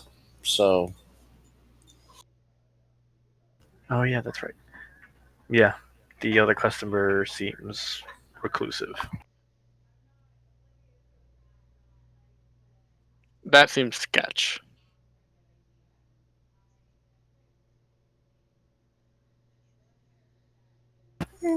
no more sketchy than stalking through the sewers hunting a killer. Except No, it'll smell if better we're afterward. actively trying to hunt down a murderer, I think that's a lot different than giving someone the ability to invade literally everyone's privacy. If you're, you don't have to go. You can tell them they can go on their own. Oh yeah, I know. I'm just Yeah. playing out my character's reluctance. Right. Okay. You're trying to talk them out of it. Yeah.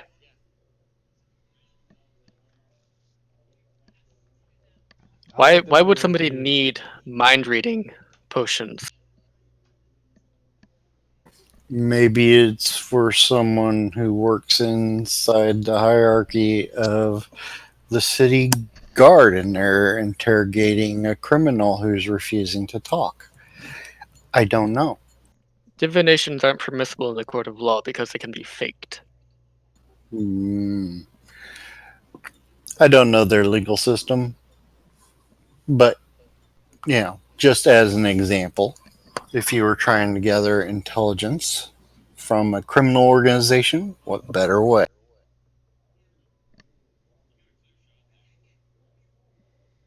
Maybe they're going to use it on that drow we just captured.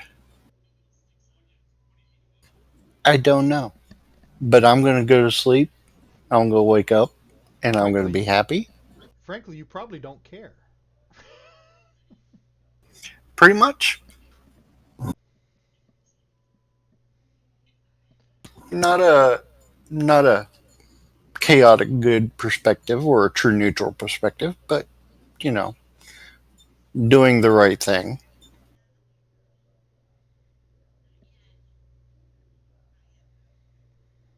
and committed to doing the delivery, so I'm going to do the delivery.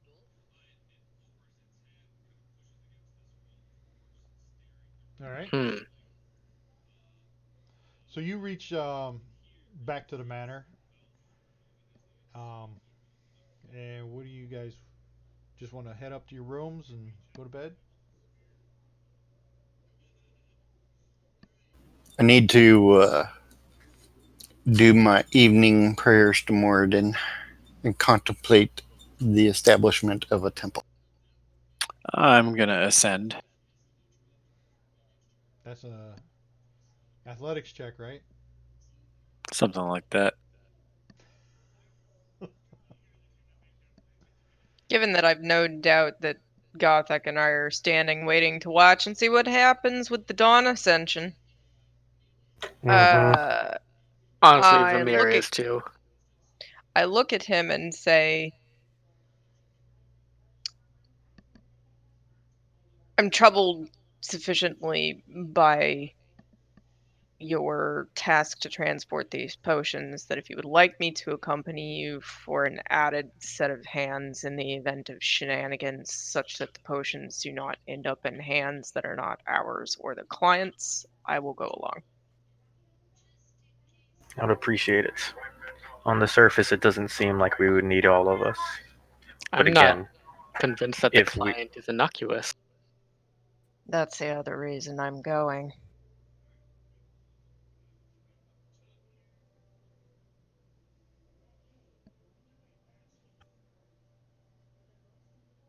Did Oh, he and he makes it. damn. See now, if we gave He makes it. inspiration to the Ascender, he could have fallen. He could have a second chance to fail. I know, but Vamir used that inspiration.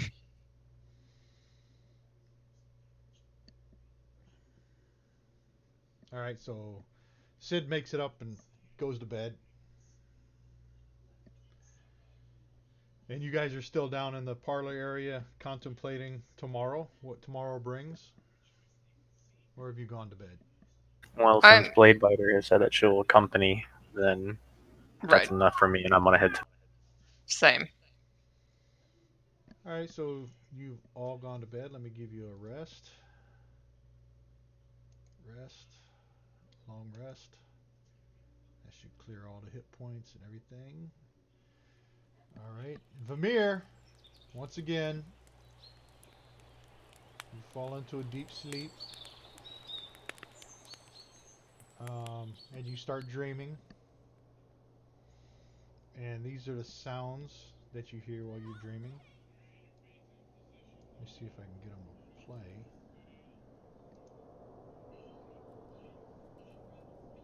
And as you're sleeping in deep slumber, you in your dream you're inside Troll Skull Manor, and these noises you're hearing these noises.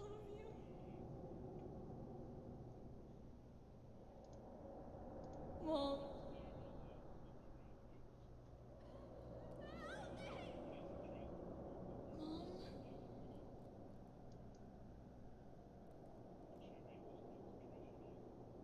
Mom. Mom. Where are you? Mom. Help me!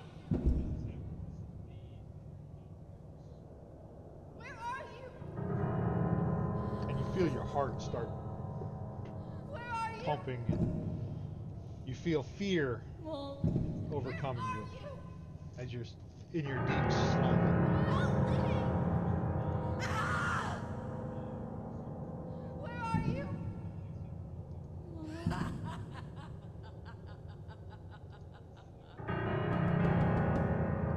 What is that?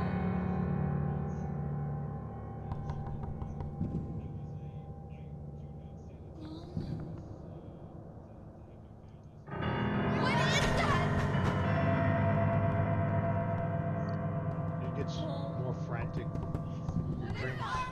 Mom. start feeling more real, and you What can't get is this that? noise out of your head. Mom. Where are you?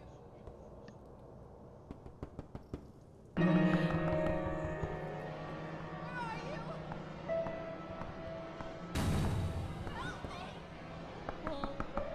Where are you?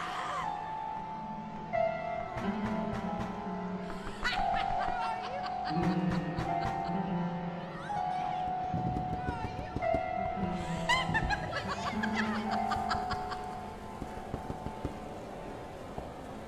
Where are you? What is that? Where are you? How are you? What is that? Ah! Ah! What's going on about? Ah! What is that? Ah! Ah! And then all the sounds just start subsiding as you start, your sleep kind of lightens, and you hear like children playing, and you can hear them like jumping rope. They're singing, whatever they sing when they jump rope. Um, and then when you wake up, you you're like in a cold sweat as the sun peers through the window, Where's the dawn? and it is morning. And everybody is now level 3. Yay! So for the rest of the Yay. evening,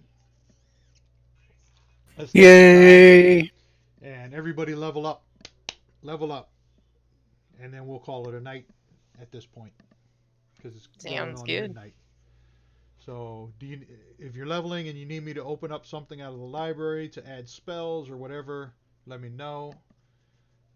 If you need help leveling up, let me know. Y'all know you need to open and level up from um, your main page on your character sheet. Click on the magnifying glass next to your class and level, and the little shield button next to your class. Drag it off, and then drop it back on, and you'll be level 3. And it should automatically calculate everything for you and do any pop-ups if you need to choose anything.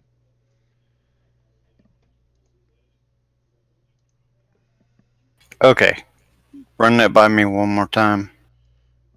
Alright, so on your main character sheet, on the main tab, where you have Yep. class and Clicked level, on the magnifying glass.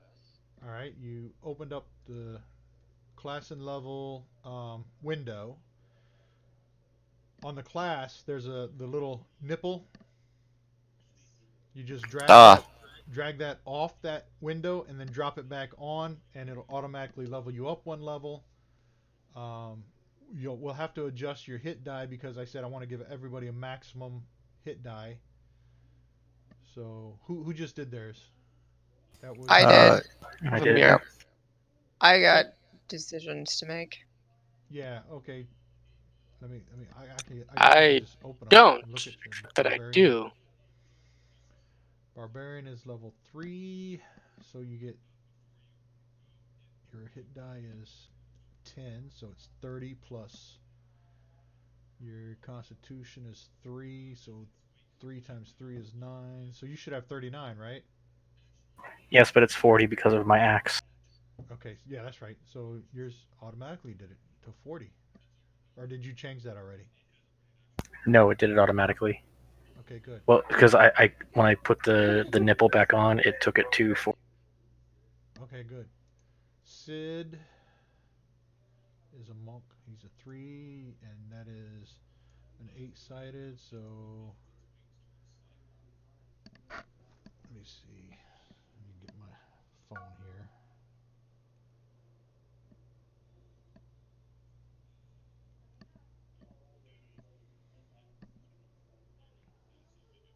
Eight times. And your constitution is 2, so that's a 6. So you should have 30. Change that to 30. Alright. Cragor.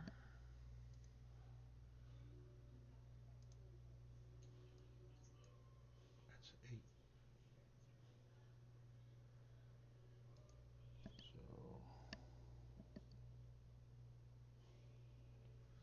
it's 24. Your constitution is 3. So 3, 6, 9. 24 plus 9.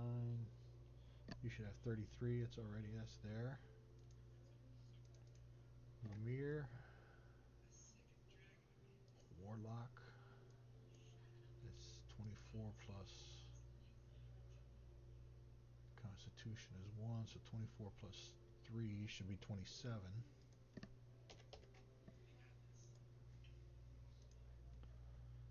And Rain. Yours is here's a 10-sided. So you should have 30 plus constitution, so you should have 33.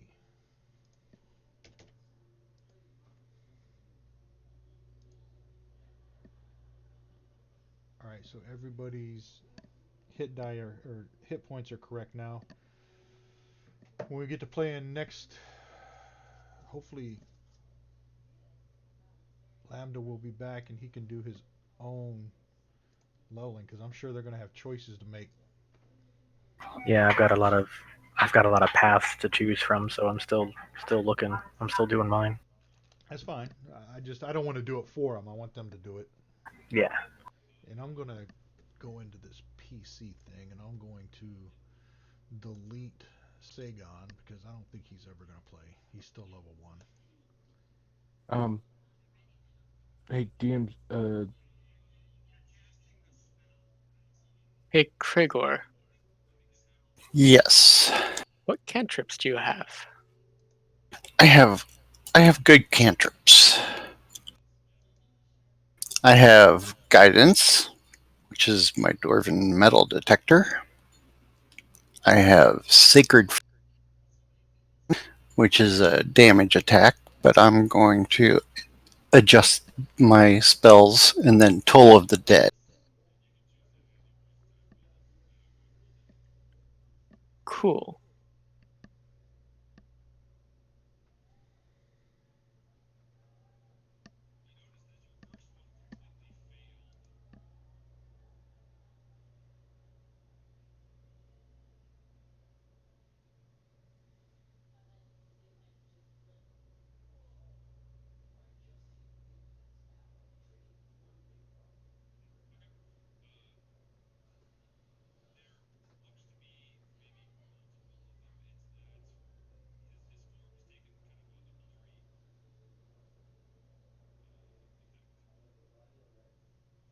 Scuzzer, can you tell? Does it look like it tacked on a +1 to my armor class? What are you checking?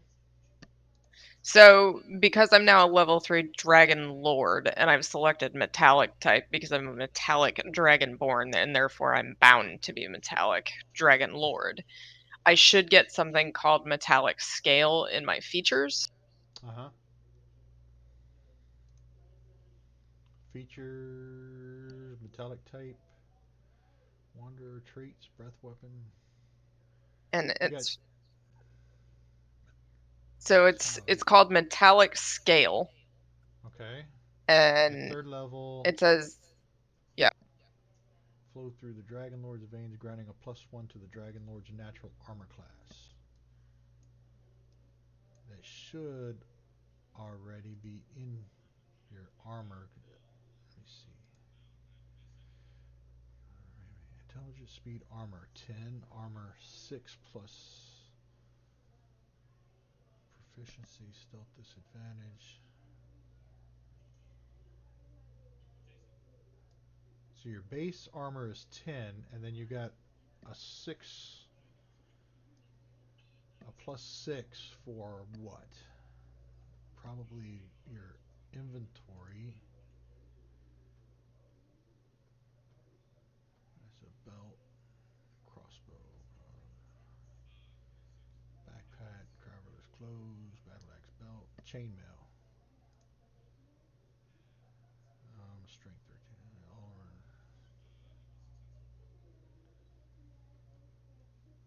It's heavy armor. So what does the chainmail add to your base?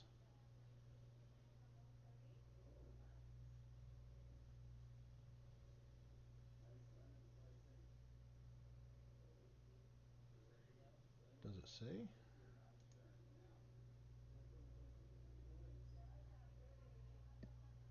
Does anybody know what the heavy armor adds to your base AC?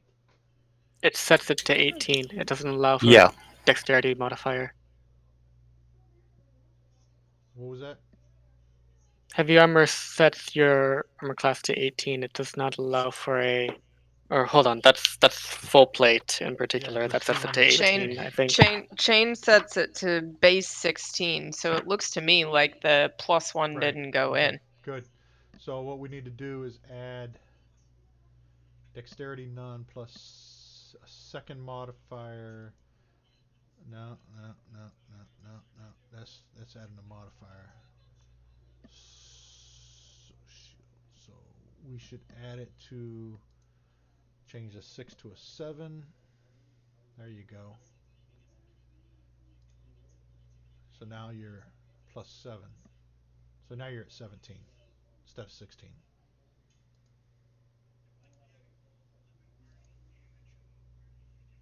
We just need to, if you ever do wear plate, I don't know if you can. If you ever do wear plate and it goes up, we just remember to add that 1 back to it. Yep. Yeah, dragons can wear plate, so. Yeah, so remember when if you change over to plate sometime, we got to go in and adjust that. Cuz it doesn't give anywhere else to add it, just that one spot. Cuz it's base plus armor plus shield plus miscellaneous. Maybe let me change this back to a 6 and make this a 1. There we go. So you're miscellaneous. Now you won't have to worry about it because miscellaneous will always stay 1. if you go from chainmail, which is the 6, to the other one, the armor. If you click on the magnifying glass next to your AC, you can see what I'm talking about. Let me know when you got it open. Yep, I see it. You see where it says armor? The 6 is for your chain. I added the Yes. 1 under miscellaneous. So that one will always stay there. Okay, that's good. So if you change your armor to plate and it goes to 8, then it'll be a 19. Yeah, looks good. Alright. Alright. I'm So, hoping that's how that works. so now I have to figure out if there's actually code for the metallic type, because that actually. Alright, I'm gonna stop the stream. Let me see. Alright, good night everybody.